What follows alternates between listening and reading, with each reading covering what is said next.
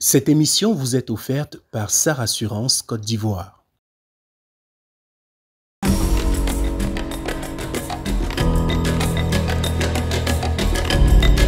Audio Jungle.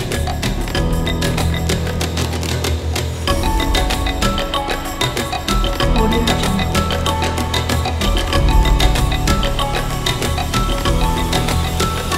Audio Jungle. Maître Alice Combs, c'est 56 ans d'exercice du droit en qualité d'avocate, la toute première femme avocate du Cameroun. Elle a consacré sa riche et longue carrière à la défense des droits humains.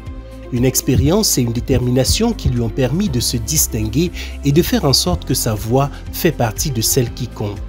Elle est surtout connue pour ses positions arrêtées, de plus en plus tranchées contre le pouvoir de Yaoundé qu'elle décrit comme inhumain, violent et peu soucieux de l'épanouissement des Camerounais. Des positions qui lui font subir aujourd'hui une persécution judiciaire sans répit qui semble plutôt la requinquer dans son combat. Maître Alice Combs est l'invité de cette édition de Rendez-vous avec l'Afrique. Maître Alice Combs, bonsoir. Bonsoir. Alors, où est-ce que vous avez pu trouver le temps pour nous recevoir? Parce qu'aujourd'hui, vous courez entre commissariat, convocation à la préfecture et tout. Merci beaucoup d'avoir trouvé du temps. Et il faut trouver du temps pour des choses comme celles que vous faites, pour des actes tels que ceux que vous posez, pour des messages tels que nous allons pouvoir en envoyer à nos compatriotes, jeunes et vieux, hommes et femmes, en cette année électorale. Je trouve que c'est une très très bonne chose parce que nous devons parler ensemble. On ne nous en donne pas souvent l'occasion. Et que je suis très honorée de parler avec la télévision qui est celle dans laquelle vous opérez depuis des années ou que je regarde Bien aussi sûr. beaucoup.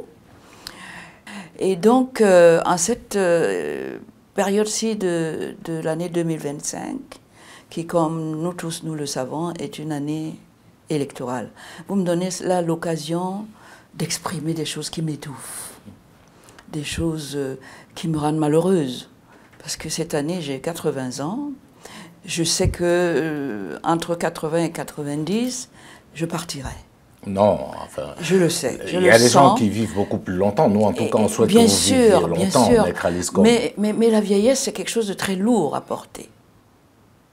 Parce que on vous demande d'abandonner vos forces d'avant, vous vous sentiez invincible. S'il y avait une montagne, vous grimpiez, vous étiez de l'autre côté. Mais en ce qui concerne cette tranche d'âge, vous êtes tenu d'accepter que vous avez utilisé toutes vos forces, toute votre énergie, et qu'au moment où vous parlez, où vous en avez peut-être le plus besoin, pour encore mieux servir vos compatriotes, par exemple, vous sentez bien que vous ne pouvez plus. J'aurais dû commencer à vous souhaiter joyeux anniversaire parce Merci que vous avez beaucoup. célébré vos 80 ans il y a juste quelques jours. C'est ça. Mais je dois dire, je vous trouve en pleine forme, Maître Alice Combs, sans flagornerie. Moi, j'ai vu des gens de 80 ans, c'est beaucoup plus compliqué. Vous, à vos 80 ans, vous êtes toujours rayonnant. J'ai vu comment vous vous êtes apprêté pour l'émission et j'étais assez impressionné. Oui, parce que j'ai cette chance-là de paraître un tout petit peu plus jeune que je ne le suis, mais je subis aussi les affres de l'âge. Le temps qui passe n'est plus mon ami, et je dois en avoir conscience. Je veux en avoir conscience pour aller plus vite, pour faire beaucoup plus, très rapidement, et pour être sûr que je laisserai tout. Surtout ce dont je n'ai pas besoin.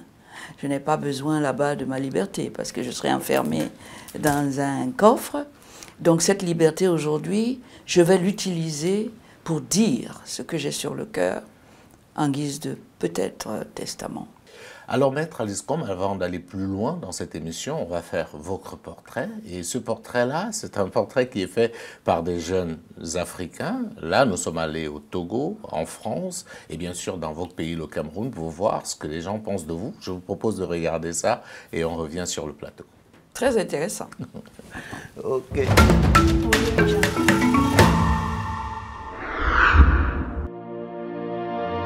Connais-tu cette personne? Oui, bien sûr, je connais Maître Alice Com, qui est engagée dans de nombreux combats civiques au Cameroun, mais surtout en Afrique. Non, je la reconnais pas. Oui, je la reconnais, c'est Maître Alice Com. J'avais jamais vu et je la découvre. Oui, c'est Maître Alice Com. Oui, je connais bien Maître Alice Com. Non, je la connais pas. Maître Alice Com. Non.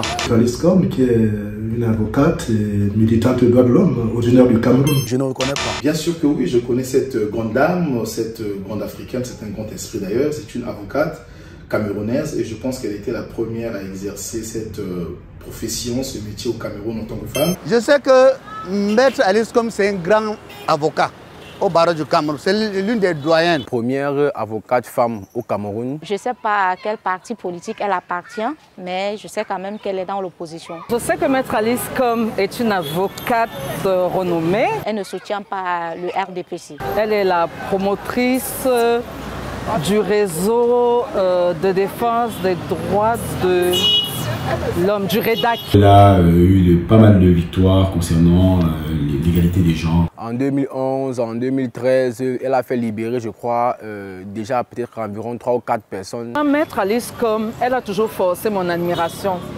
parce qu'elle a défendu plusieurs fois par le passé des cas qui étaient des cas indéfendables. Et elle a réussi à faire libérer beaucoup de personnes vraiment pour lesquelles on ne pensait pas que vraiment ils pouvaient être libérés. Elle dénonce l'injustice, c'est une dame qui a beaucoup de valeurs et je pense que vraiment le combat qu'elle est en train de mener aujourd'hui est un combat qui sera tout à fait salutaire pour le peuple camerounais, mais aussi pour l'Afrique tout entière. Mais le côté négatif pour moi, c'est qu'elle défend les homosexuels. Elle ne cache pas sa prise de position.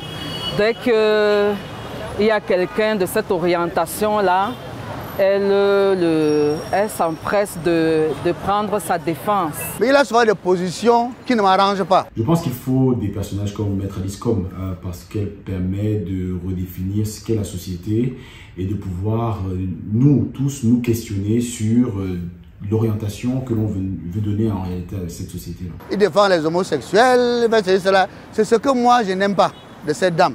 Dans la Bible, c'est une pratique qui est récriminée. Rien que l'homosexualité qui défend avec véhémence, donc ça ne m'arrange pas. Elle pense que pour lui, elle ne doit pas se représenter. En tant que citoyenne, elle est libre de donner sa position. Hein. Chacun pense ce qu'il veut. Nous sommes dans un pays de droit. Si tu peux faire une déclaration qui va dans un bon sens, qui n'amène pas au soulèvement. Je pense qu'elle est trop changeante. Elle est arrivée d'abord, elle était déjà au SIF, elle a commencé au SIF. Elle a eu des petits soucis avec l'administration camerounaise. Bon, sur ce point-là, je pense que je ne serai pas très d'accord avec elle parce que en tant qu'avocate, je crois qu'elle connaît les lois mieux que moi.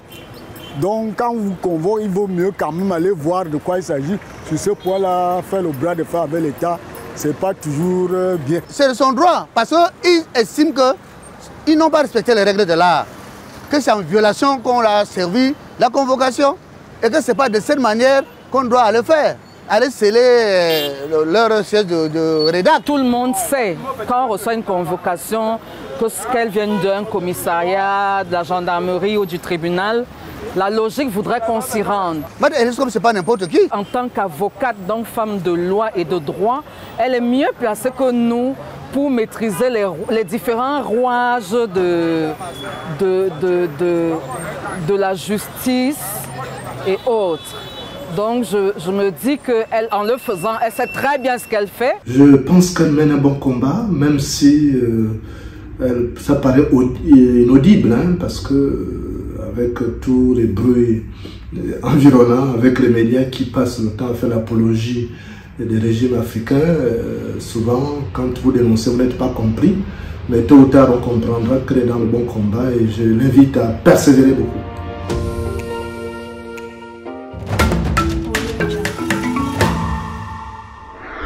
Alors, Maître, oui. J'ai hâte de vous écouter. Il y a tellement de choses qui sont dites. Il y en a beaucoup. Et c'est pour ça que j'aime cette rubrique, parce que c'est une rubrique qui est vraie et sincère.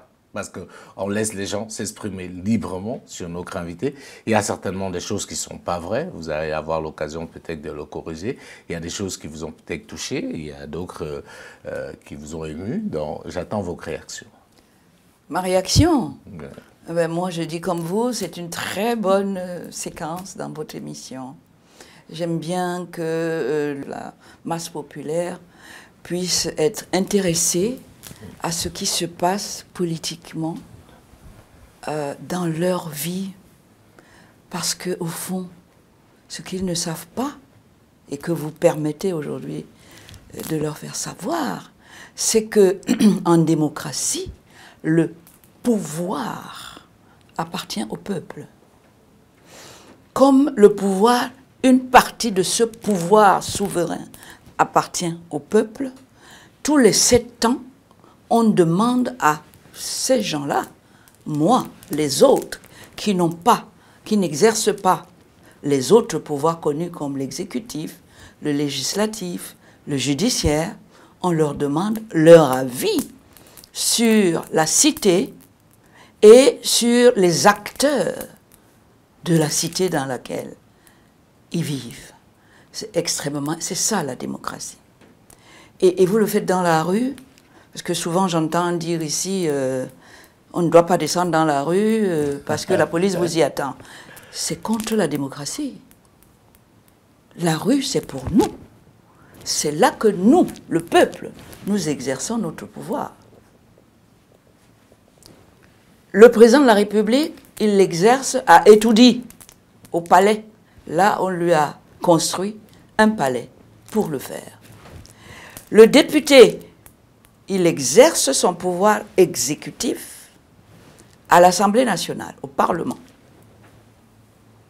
M. Kavayege ou M. Nyat ont des bureaux, des sièges. Le juge est au tribunal pour exercer son pouvoir judiciaire. Le peuple qui a un pouvoir souverain a tout le pays comme bureau pour exercer. Je voudrais que ce soit clair. Oui, mais on va vous retorquer que c'est encadré. Il y a, par exemple, bien les sûr, élections, il appartient, la rue ne peut pas se faire au quotidien. Il appartient à ces personnes à qui le peuple a délégué une petite partie de son pouvoir souverain, voilà, de réglementer tout ça, de gérer. On gère toujours avec des règles. Bien sûr. Qui sont là. Les règles, c'est la Constitution. Les règles, c'est la loi internationale, qui est la loi du président de la République. C'est lui qui va à l'Assemblée des Nations Unies pour légiférer avec les autres dirigeants du monde, ou à l'Union africaine. C'est lui. Et il va là-bas pour le faire. Le peuple qui exerce dans ce pouvoir souverain, personne ne le conteste. On le dit même dans les discours. Il est où? Quels sont ses bureaux? Sinon, la rue? Les urnes? Non, les bureaux. Oui. Les urnes, c'est quand il va s'asseoir dans un de ses bureaux, parce que c'est tout le pays qui est son bureau. Ne le réduisez pas aux urnes. Il va donc, ce jour-là, prendre sa plume, le bulletin de vote, et nommer soit le président de la République, quand c'est une élection présidentielle, soit le député, quand c'est une... ou le maire, ou les conseillers municipaux, quand c'est une élection municipale. Je veux qu'on n'oublie pas ça.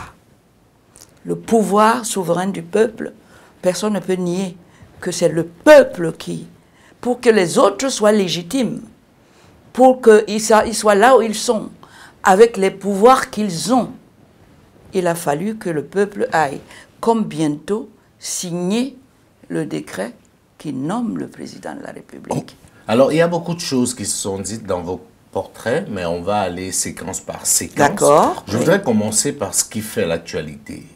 Oui. Vous démêlez, je ne sais pas si on va dire judiciaire finalement, parce qu'on est perdu un peu dans ce qui se passe. Vous êtes convoqué au tribunal militaire, vous avez été convoqué par le préfet du Vouri.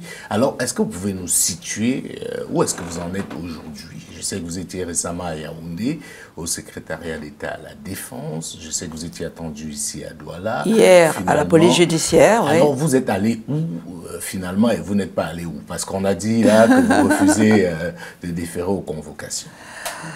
Non, j'ai un sens civique beaucoup plus élevé que ceux qui me portent plainte. Je suis très stricte en matière de respect des règles et des lois. C'est clair. On me prendra rarement en faute quand il s'agit de respecter les différents pouvoirs et ceux qui les exercent sur le terrain. Je suis président du conseil d'administration du REDAC, oui.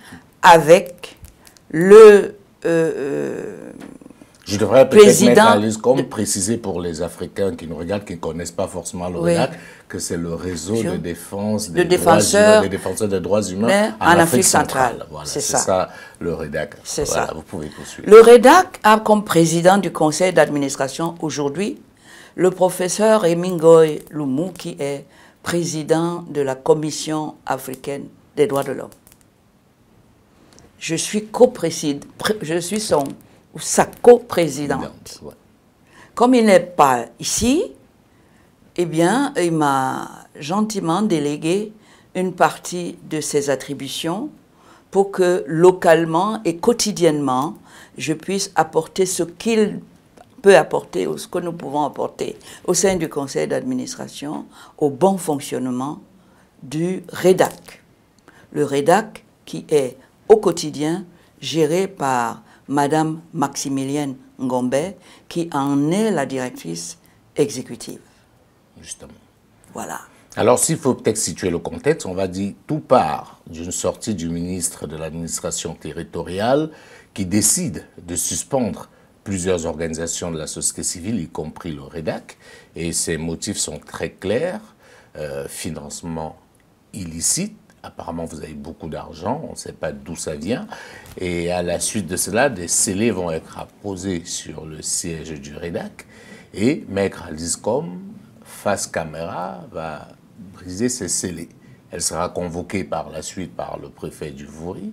Une première convocation à laquelle vous n'allez pas pouvoir y répondre pour des raisons que vous avez expliquées. Donc voilà le commencement. Alors dites-nous, premièrement, qu'est-ce que la sortie du ministre de l'administration territoriale provoque chez vous? Monsieur le ministre de l'administration territoriale a commencé, paraît-il, par signer un arrêté, ou deux arrêtés, concernant le REDAC. Un arrêté numéro 0121 et non d'un 0122, mais bon. Et là-dedans, il annule le REDAC. Et dans ce REDAC, il se trouve qu'il s'agit du REDAC qui porte le nom de REDAC, Réseau des organisations, qui est une erreur qui a été commise au moment du dépôt des statuts il y a 14 ans à la préfecture, et que le conseil d'administration de l'époque avait demandé de corriger, ce qui a été fait par une correspondance, malheureusement. On ne peut pas y accéder puisque les locaux sont scellés, pour corriger et pour dire que ce n'est pas le réseau des organisations, non, mais le réseau des défenseurs des droits de l'homme en Afrique centrale. Il y a un courrier qui a été envoyé et qui devait donc ne pas donner lieu à un arrêté, puisque arrêté préfectoral, il suffit, quand il y a des modifications dans une association, d'informer l'autorité administrative, ce qui a été fait en son temps. Donc, l'autre arrêté, il a suspendu les activités pour 3 mois. Voilà, c'est ça, pour 3 mois. Aucun arrêté de ce ministre ne comporte la position des scellés. Aucun. Et donc, quand le sous-préfet vient pour exécuter les décisions de M. le Minat, il outrepasse ses fonctions en apposant des scellés. qui sont forcément illégaux. Un, parce que le sous-préfet n'a pas le pouvoir d'apposer des scellés. Et si la personne les avait, ce pouvoir d'apposer les scellés, il s'est exprimé par écrit dans un arrêté qui a été lu dans les médias du Cameroun. Nulle part, ce ministre qui a signé ces arrêtés contre le REDAC n'ordonne la position des scellés. C'est pour ça que vous avez décidé de les briser vous-même. Mais bien sûr, j'ai trouvé un petit carton comme ça, attaché avec une cordelette à toutes les portes du REDAC. J'ai pris le code pénal, j'ai lu l'article sur le bris de scellés, à quoi ça m'exposait si je les brisais, puisqu'on les appelle pompeusement des scellés. Ça n'en était pas, au sens légal et juridique du terme. Alors, cet article punit la personne qui brise des scellés qui ont été légalement, le terme est dans l'article, apposés. Je me suis dit, comme nous n'avons jamais rien reçu du ministre, on ne sait pas pourquoi on nous en a posé les scellés, si je brise ces fameux scellés, ils seront obligés de m'amener au tribunal. Mais à ce moment-là, il leur appartiendra de rapporter la preuve qu'ils ont suivi la procédure légale en vigueur avant l'apposition des scellés. Ça, c'est bien clair pour cette partie. Alors, maintenant, pourquoi est-ce que vous êtes traduit devant le tribunal militaire? Parce qu'on n'a pas compris cet emballement. L'emballement, c'est que nous avons affaire à des autorités qui ne sont autorités que pour sévir, que pour être des pères fouettards. Ce ne sont pas des gens qui sont au service du bien-être, de l'épanouissement et du développement du Cameroun et des Camerounais. Ils mettent en avant leur ego, ils vous donnent des ordres illégaux et ils pensent que vous allez vous aplatir parce qu'on les appelle les autorités. Non, ce n'est pas comme ça. On ne fait pas ça à quelqu'un qui sait quels sont ses droits, que dit la loi et quels sont ses devoirs. Alors, monsieur le préfet m'adresse une convocation sous couvert de la chefferie traditionnelle du canton Bel. Et je reçois cette convocation 1 heure avant le moment où je suis attendue à la préfecture. Je suis furieuse, je suis folle de rage. J'écris en réponse à monsieur le préfet les circonstances dans lesquelles il m'a envoyé cette convocation et qui font que je ne peux pas être à ses bureaux à ce moment-là, surtout que lui-même dit que ses bureaux sont au 2e étage du local qui abrite la préfecture. Je lui dis pourquoi je ne peux pas être là dans ces circonstances-là. Parce que même si on peut reprocher à notre gouvernance d'avoir contribué à mettre le maximum des Camerounais au chômage, il y en a encore qui ont du travail, qui se créent du travail, qui n'attendent pas des nominations pour avoir du travail à faire ici pour les populations et pour leur pays. Je fais partie de cette catégorie.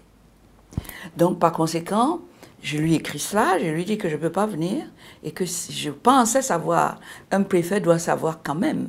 Je suis avocat, mon cabinet est à 2 mètres. On traverse la route et on est à la préfecture, à Bonanjo. J'ai 56 ans de barreau au Cameroun. J'exerce une profession de grande noblesse, prestigieuse, où on parle au public tout le temps. Si monsieur le préfet ne sait pas où me faire trouver, il y a un problème. J'ai peur de sa gouvernance pendant qu'il dirige le département du Vouri. Selon vous, Maître Aliscom, pourquoi il prend cette voie de détour ou de contournement pour arriver à vous?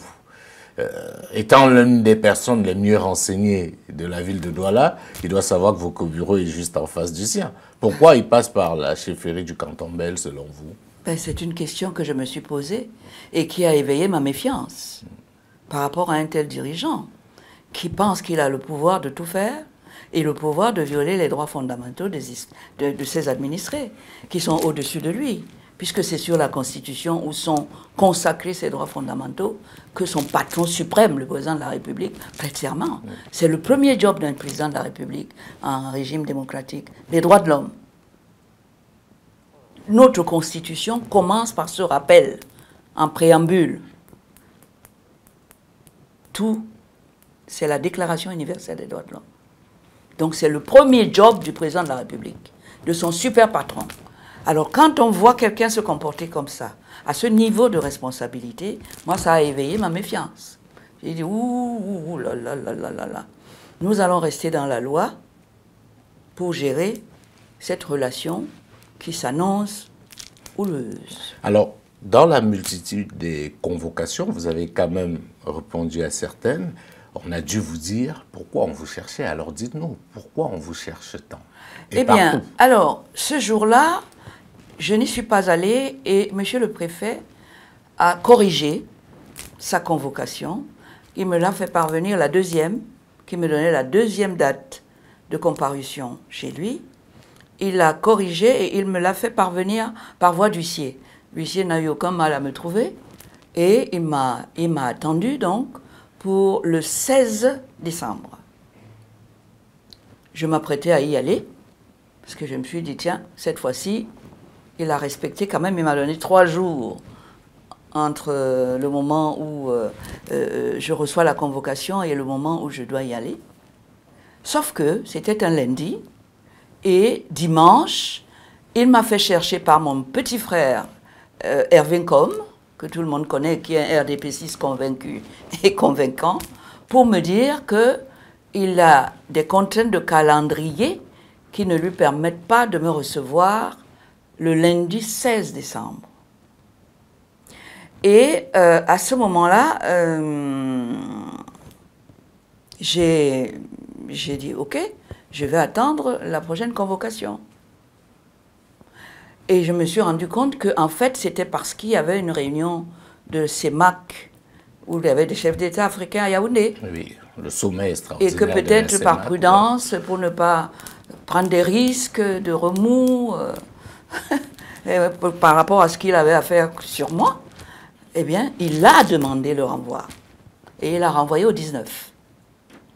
Entre-temps, mon avocat, un de mes avocats, est allé là-bas, Maître Job, pour dire, bon, cette histoire de convocation c'est quoi compliqué, je vais aller voir monsieur le préfet pour récupérer la prochaine date, pour qu'on se prépare en conséquence. Et il a été reçu par Mathilde, un préfet qui était dans tous ses états. Il bouillonnait de rage contre moi. Il n'a presque pas reçu. Il lui a dit non, non, non, je vais la convoquer par les mêmes moyens que précédemment. Et il ne lui a pas dit grand-chose, sauf que il pense, lui, le préfet, qu'il ne sait pas qui il est. Et il a envoyé sur le balcon regarder le dispositif militaro-policier qu'il avait mis en place pour m'attendre. Quand ces faits m'ont été rapportés, j'ai vraiment compris que je devais prendre toutes les précautions qu'exige la protection de mes droits fondamentaux face à quelqu'un qui a de l'autorité. Bien sûr. Alors, j'ai donc décidé de demander à mes confrères qui voulaient bien me défendre. Et parmi ces confrères, il y avait Maître Fotso Faustine, Jebou, qui se trouvait être plutôt en France, moi je l'appelais à Yaoundé, et qui ont accepté de me défendre. Maître Fotso Faustine est une RDPCiste convaincue, connue, députée RDPC, parce que je ne voulais pas qu'on me voie comme une opposante, qu'on va broyer avec le Moulinex, tout simplement pour ma supposée appartenance à une partie d'opposition. Et qu'on oublie les faits et le dossier et la loi voilà. Donc, j'ai demandé à ce moment-là à mon avocat qui a accepté de m'accompagner, parce que ça allait peut-être adoucir les colères infondées, certes, mais des colères quand même de monsieur le préfet. Elle a immédiatement envoyé une lettre de constitution avec des charges. Elle m'a envoyé la décharge pour dire à monsieur le préfet, je ne suis pas là, je suis en Europe, j'ai subi une opération, mais je rentre le 3. Voulez-vous avoir l'obligeance de convoquer ma cliente le 10 janvier? Je vais l'accompagner à cette audience-là. Monsieur le préfet a reçu la lettre. Et donc, il n'a pas répondu par contre. Là où on nous dit que l'administration est écrite, il n'a pas répondu. Mon avocate a considéré que c'était un OK. Le 10, elle est descendue à Douala, elle m'a récupéré, elle a récupéré Maximilienne Gombe qui entre-temps s'était ajouté à la liste des scélérats du département. Et nous sommes allés chez monsieur le préfet, à son bureau.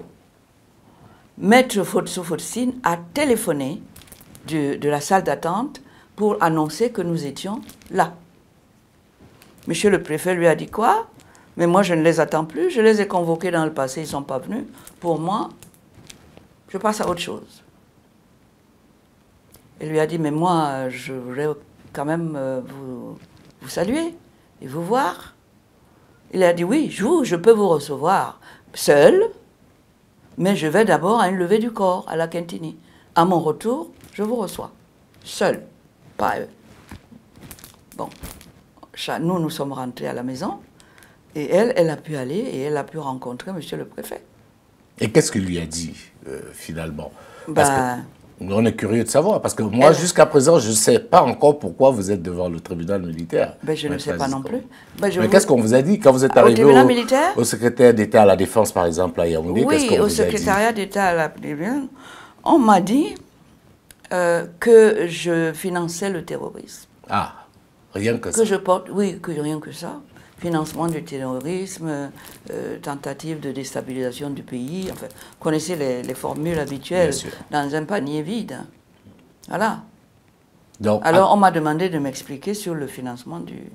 Et pour ça, on m'a fait écouter un de mes discours que j'avais prononcé il y a 6 ans, en 2019, quand la jeune diaspora camerounaise organisée m'a invité pour assister à leur assemblée générale à Munich en Allemagne. Justement. J'étais pas seule, j'ai voyagé avec Madame la Présidente Kawala, qu'on ne présente pas, et mon confrère, Maître Sim.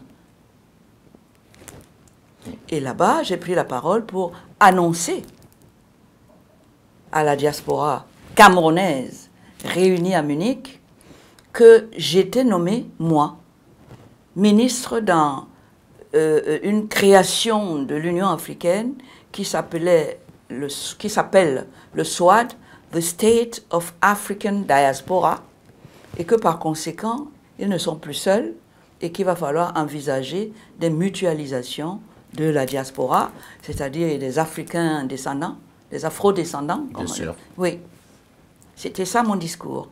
Et que le Premier ministre de cet État-là, 6e région, qui s'appelle... C'est le normalien Louis-Georges Tin, qui m'avait fait cette confiance de m'appeler à ses côtés pour créer cet État-là de toutes pièces, qu'il était en train de chercher, de lui demander des fonds, et chercher des fonds, et qu'il en a trouvé. Et il était à la recherche d'une banque centrale africaine pour déposer ces fonds qu'il ne voulait pas remettre entre les mains des gouvernements. Et c'est de cet argent que je parle dans mon discours, qu'ils ont considéré que c'était l'argent que j'amenais ici en 2019 pour déstabiliser le régime de M. Biya et pour financer la rébellion, peut-être au Nozo, je ne sais pas, ou la rébellion des terroristes. Le mot terroriste existe dans mon inculpation. Alors vous, comment est-ce que vous vivez cela? Ben, je vis ça avec beaucoup de tristesse, pas la peur. Surtout pas la peur. Ça, vous l'avez déjà dit. Mais c'est une grande tristesse, parce que je vais quitter ce pays qui est le mien bientôt, parce que le temps, la montre ne s'arrête pas. On n'aura pas fait bouger les lignes en matière de démocratie.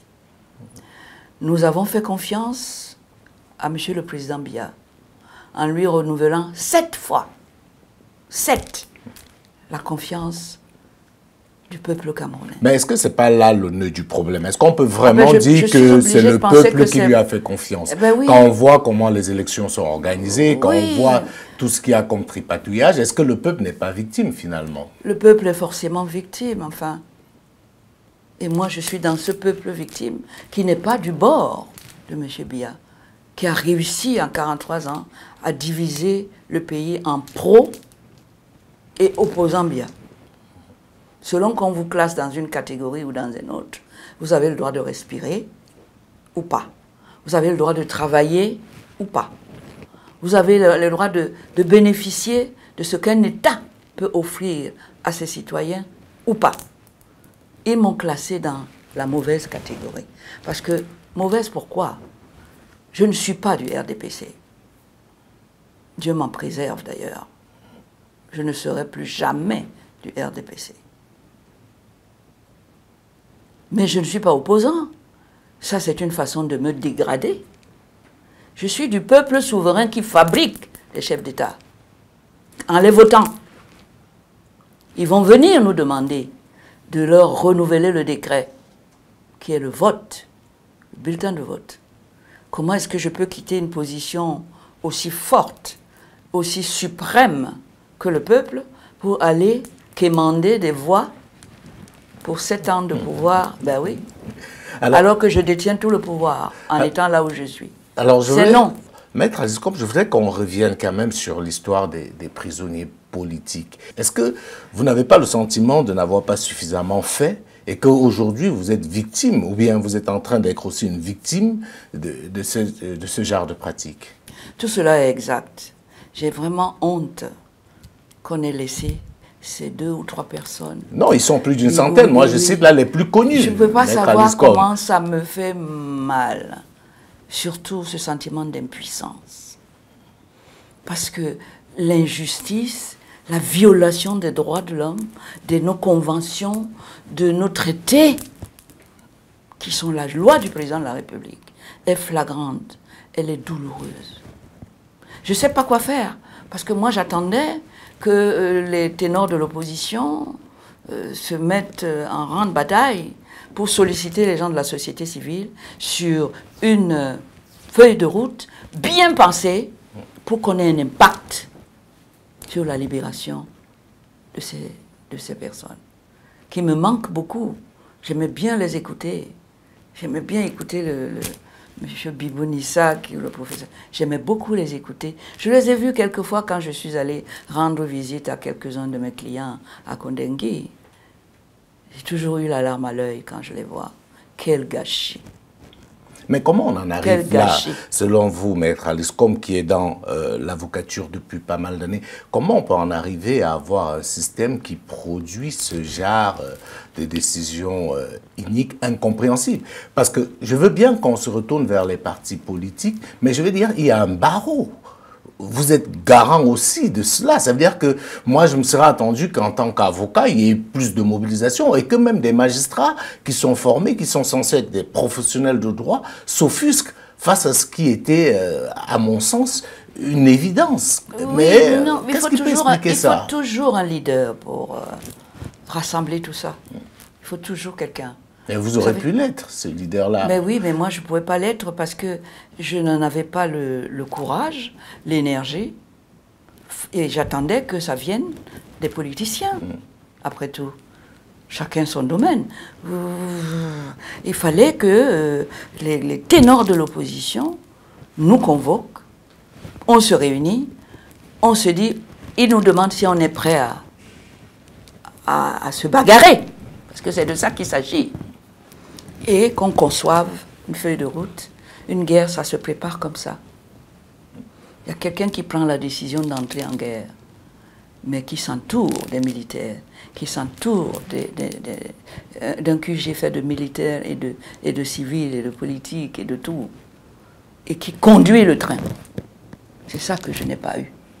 Si je l'avais eu, vous m'auriez vu dans ce train-là. Mais je ne peux pas en prendre la tête. Je ne peux pas. Vous voyez, je ne suis déjà pas militante d'un parti politique, mais mon étiquette ici, c'est opposant. Qu'est-ce que ça veut dire aujourd'hui? Opposant. Ne pas être avec le système en place. C'est tout? Mais comment est-ce qu'ils peuvent exiger que les gens soient avec le système en place si on nous parle de démocratie, de liberté d'association, de liberté d'adhérer à des partis politiques différents, de donner libre cours à la diversité des opinions? Comment? Comment est-ce qu'on peut encore oser, du côté du pouvoir, nous parler de démocratie? Si tout le monde doit être là à dire « Béni, oui, oui, mais monsieur Biya, vous êtes le plus beau, le plus... » C'est pas possible. Alors, quand on prononce, quand on dit dans son programme qu'on veut que le peuple soit libre, qu'on respecte son serment, on ne met pas les gens en prison pour ça. On ne muselle pas son adversaire politique. Et on n'abuse pas de pouvoirs qui vont avec pour les mettre en prison et hors d'état de nuire. On ne fait pas ça. Mais comment est-ce que vous avez apprécié justement ce qui peut être qualifié comme la défiance de l'État du Cameroun face aux résolutions du groupe de travail des Nations Unies qui a clairement rendu une décision par rapport à cette affaire? C'est pour vous montrer que nous allons expliquer cette fois-ci que nous ne sommes pas dans un état de droit, que le président Biya n'a pas été capable de construire un état de droit en 45 ans, en 43 ans. Il n'est pas là. Les faits qui sont de lui le prouvent abondamment. Même si je voulais le soutenir, les faits sont têtus, sont devant moi, je n'aurai pas d'argument. Voilà, c'est lui-même qui montre à la face du monde qu'en 43 ans, le renouveau n'a rien renouvelé du tout. Il a accentué la répression de tous ceux qui ne pensent pas comme lui et qui ne lui caressent pas qui ne le caressent pas dans le sens du poil. C'est clair et net. Qu'est-ce que Bibou fait? Qu'est-ce que les Fogg font en prison? Puisqu'il dit que c'est ça, il a apporté la démocratie, les partis, la multiplicité des partis. Pourquoi il met les partis en face, les membres de ce parti, les ténors de ce parti, les têtes de ce parti en prison? Il faut organiser les championnats avec les règles qui sont en place et qui sont les mêmes pour tous. Et il faut éviter le double emploi. Et il faut éviter d'être l'équipe, le meilleur footballeur, le goal. C'est pas possible. Une équipe, ce n'est pas ça. Vous jouez contre les autres sur la base des règles. Il y a la FIFA qui a conçu les règles, il y a la CAF, il y a la Fédération camerounaise de football, il y a les clubs, il y a les arbitres. Il y a une organisation. Où est ça? Puisque dès que vous ne dites pas M. Biya est le meilleur, le plus beau, le plus... Vous êtes appelé opposant. Opposant par rapport à quoi? Est-ce que je suis là pour le voter et pour lui dire tout ce que tu fais est bien? Est-ce que mon propre enfant, parce que j'ai de l'argent, parce que je l'aime, je vais lui offrir un bolide et me passer de l'obligation de l'amener passer le permis de conduire? Non. Je suis un parent qui sait le danger auquel j'expose et mon enfant, et le bolide que je lui ai donné, et le reste des usagers de la route. Je suis consciente de ça. Et je dois le faire voir dans les décisions que je prends pour mon fils. Alors, a fortiori, quand on est dans un État dit républicain, nous appartient à tous, qui a des règles, et que celui qui est chargé par moi, par vous, par toi, de ces règles-là, les viole devant vous, l'air de dire « allez vous faire foutre ». Excusez-moi l'expression, mais c'est exactement comme ça que je ressens les décisions qui sont prises par le président de la République au jour d'aujourd'hui. Alors, Maître Alice Combes, je vais maintenant prendre la question d'un confrère ou en l'occurrence d'une consoeur, parce que comme je vous l'ai dit en début d'émission, je ne suis pas le seul qui vous pose des questions et je vous propose de regarder cette question et d'y apporter une réponse. Très bien.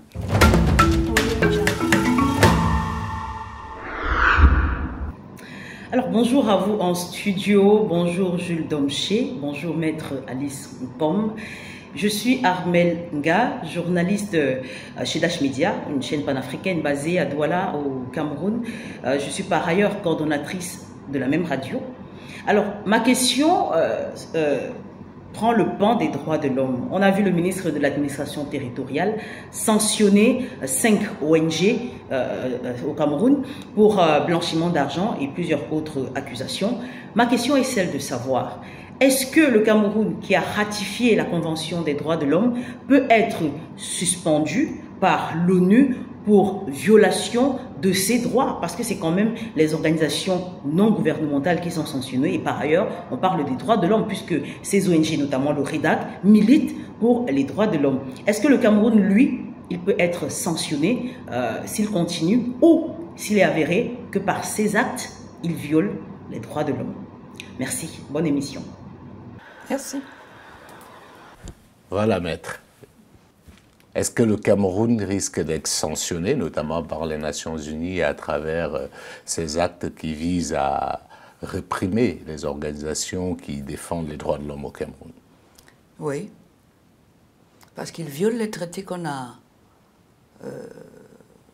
légalement signés et ratifiés. Et c'est lui qui les a signés. C'est la loi internationale, c'est la loi du président de la République. Il peut l'être, malheureusement. Dans ces choses-là, à ce niveau-là, quand on sanctionne le Cameroun, c'est le petit qui souffre.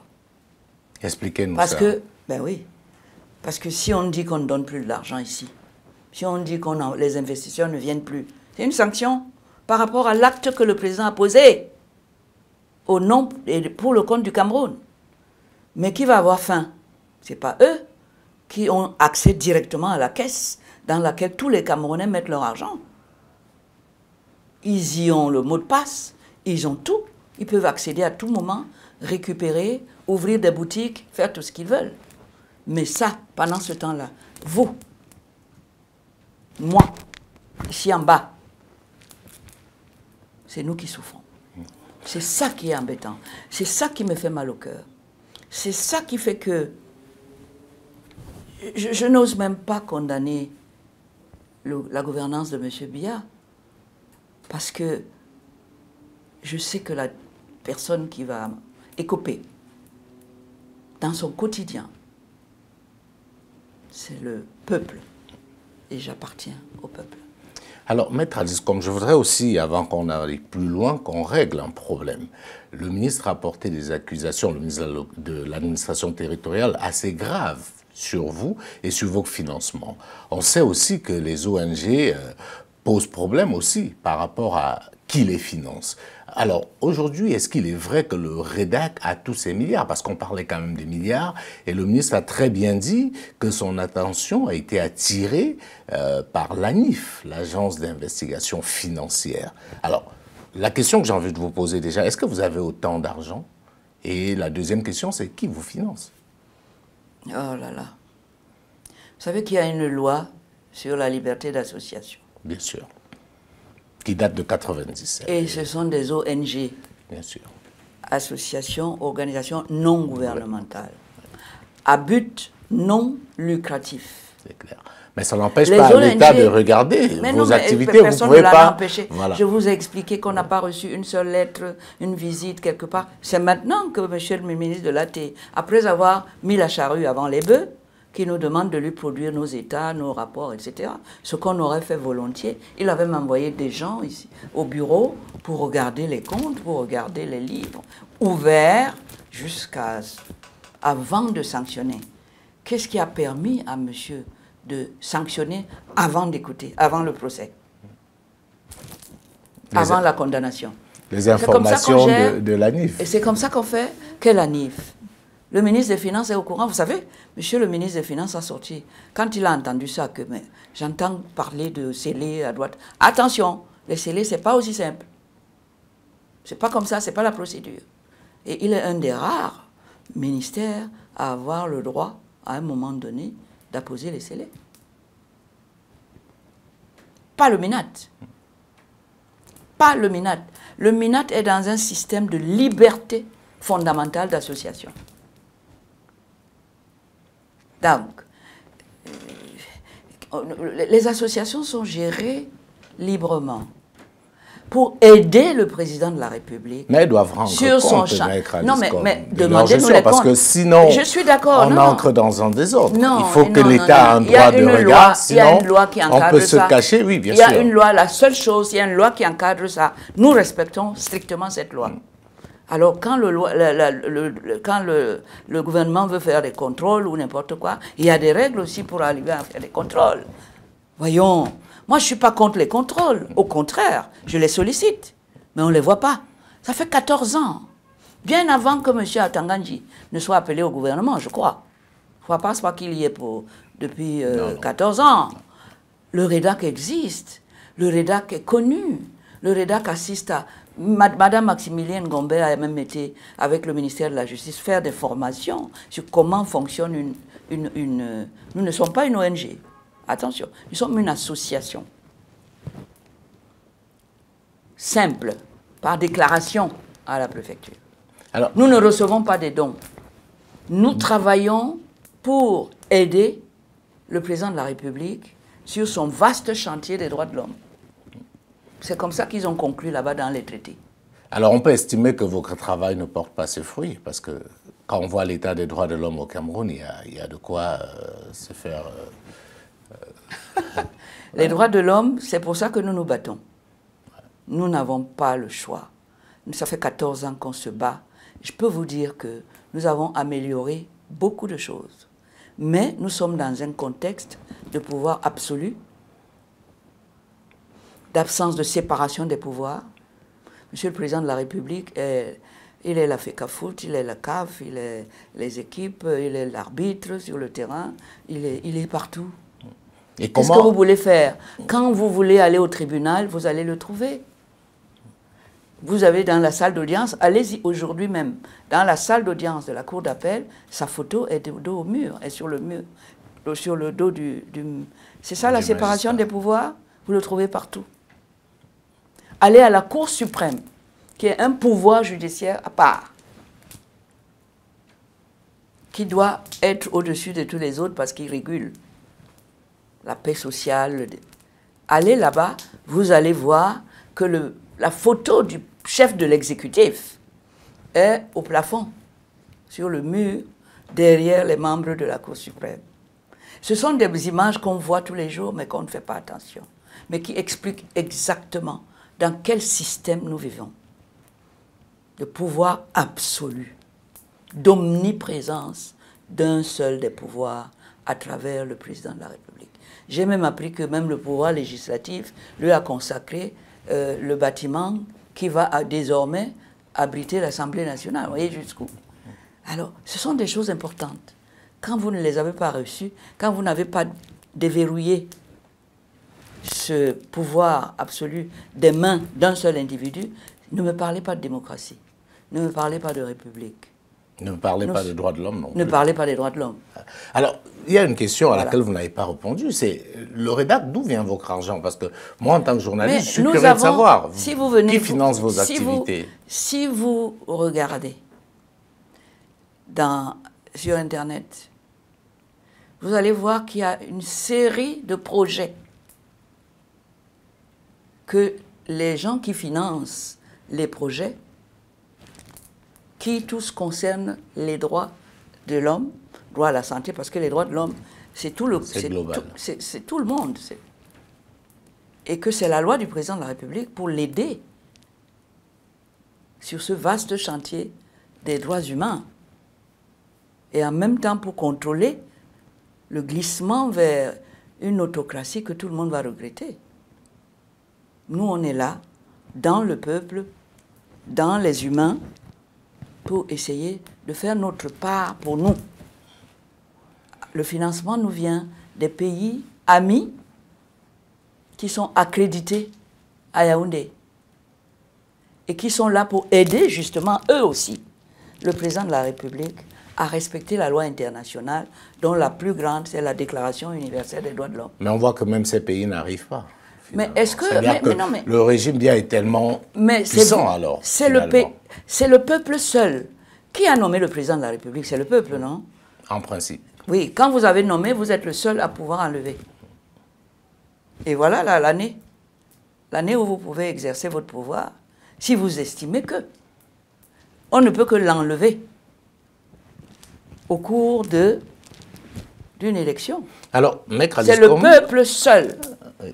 Vous nous tendez là une perche, parce que là, on va entrer effectivement dans le champ politique. Nous sommes en 2025, c'est une année électorale au Cameroun, et les voix ont commencé à se lever. On va commencer par celle qui a été peut-être la plus inattendue et la plus résonnante, c'est celle d'une partie, je préfère parler ainsi, de l'Église catholique romaine.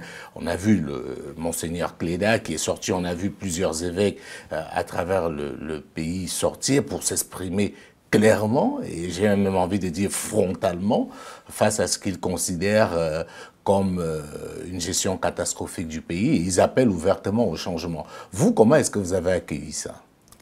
Mais pourquoi on doit féliciter quelqu'un parce qu'il appelle le changement?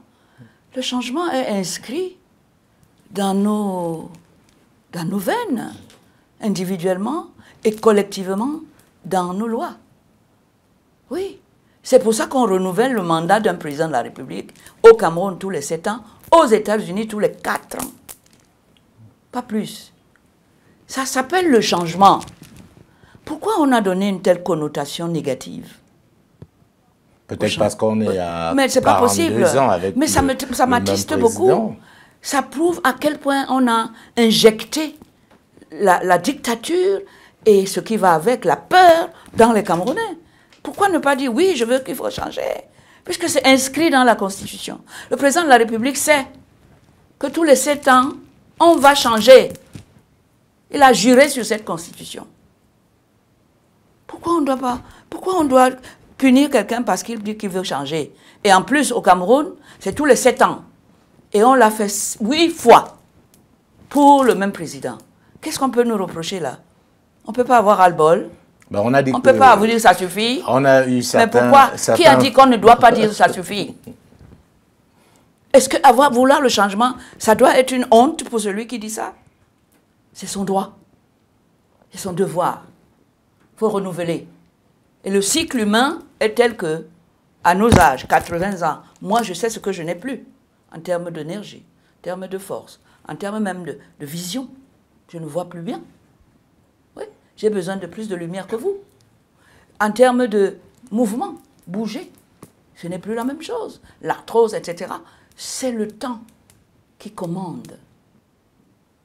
Et qu'on ne nous enferme pas ici, comme si on a un devoir divin avec le président Biya. Mais c'est ce que certains... Le contrat qu'on va signer avec lui, c'est un contrat synalagmatique qui a des devoirs et des droits pour les deux parties. Nous, on lui a donné. Il a donné quoi? La désolation. Quand je vois les Camerounais comme je l'ai fait hier, quand je suis allé acheter mon riz aussi, on est devenus des mendiants de grains de riz dans mon pays. Les gens s'alignent. Ça me fait sauter au plafond. Oui. Je dois rappeler pour ceux qui ne sont pas du Cameroun qu'aujourd'hui, il y a une opération organisée par le ministère du Commerce du Cameroun. Pour les besoins de la campagne électorale. Qui vend des sacs de riz de 50 kg à 15 000 francs à un prix, disons-le, promotionnel. Et il y a des grands communiqués. Pour vous, vous vivez ça comme une humiliation? Beaucoup. Une humiliation. Parce que c'est lui qui a affamé les gens. Mais il dit c'est pour lutter contre la vie. Oui, attends. Ouais. Pourquoi c'est devenu si cher? Qu'est-ce qu'il y a dans les caisses de l'État? Ils sont vides. Où est parti l'argent? L'argent de tout le monde. C'est où? Et qu'est-ce qu'on a? Aujourd'hui, j'apprenais qu'il y a des enfants qui sont nés quelque part, qu'on a transportés dans un carton à l'hôpital. D'ailleurs, ils sont morts. Parce que l'hôpital n'avait pas de couveuse. Ouais. Voilà. Interrogez tout le monde ici, dans chaque secteur. On va vous parler des choses comme ça. Où est partie la fierté? Qui a tué la fierté du Camerounais? Qui a tué leur envie d'être toujours les meilleurs partout? Maintenant, on va quémander des bols de riz pour être sûr de faire manger les enfants. Je vous assure que ça me fait très mal. Alors, qu'est-ce que vous répondez, Maître Alice, comme à ceux qui disent que l'Église a outrepassé son rôle? Qu'est-ce que l'Église a outrepassé? Quel rôle? Le champ politique. Alors, quand on prend l'Église, quand le président de la République prend l'Église pour lui faire sa campagne électorale, pratiquement, on ne dit pas ça, qu'il y a une séparation de l'Église et de l'État. L'Église est le porte-parole des douleurs camerounaises. Ils ont des ouailles qui souffrent. Ils voient ces ouailles souffrir. Et ils savent pourquoi ces oies souffrent. Et ils s'adressent à la personne qui est auteur de cette souffrance, qui est le président de la République, pour lui dire non, on voit que tu ne peux plus. Et que si tu continues, ça va être encore pire. Nos oies souffrent beaucoup. Mais les partisans du président Biya pensent qu'il est encore l'homme de la solution. Mais les partisans, ils et sont pour combien? rester, et si on leur laisse le vote, et pour rester dans le chemin divin, vous savez, il y a eu une militante du RDPC qui a fait un livre pour dire « Et si Paul Biya était Moïse ?» Et je crois que le professeur Jacques Famendongo, qui est ministre de l'Enseignement supérieur, lui l'a dit, il est Moïse. Donc vous voyez bien que, contrairement à ce que vous pensez, pour certains, il y a une relation divine entre la longévité de Paul Biya et au pouvoir. Je leur laisse cette position de, comment dirais-je, de Moïse et de ses disciples. Oui, parce qu'on peut poursuivre, hein, Maître Alice, comme le ministre du Commerce qui aujourd'hui vend du riz, a estimé que celui qui s'oppose à Biya s'oppose à Dieu. Donc je veux dire que vous voyez très bien l'ambiance qui règne autour. Donc vous, aujourd'hui, vous êtes en train, entre guillemets, si on reste dans cette logique, en train de vous opposer à la volonté de Dieu. Est-ce que mes croyances religieuses me sont dictées par un gars du renouveau? Pas du tout. Il faut arrêter ça. Il faut arrêter de présenter les Camerounais comme des petits fous, des petits idiots qui ne... Non, il faut arrêter ça. Vous êtes qui pour faire des choses comme ça? Pour humilier les Camerounais jusqu'à ce point-là? Vous êtes qui?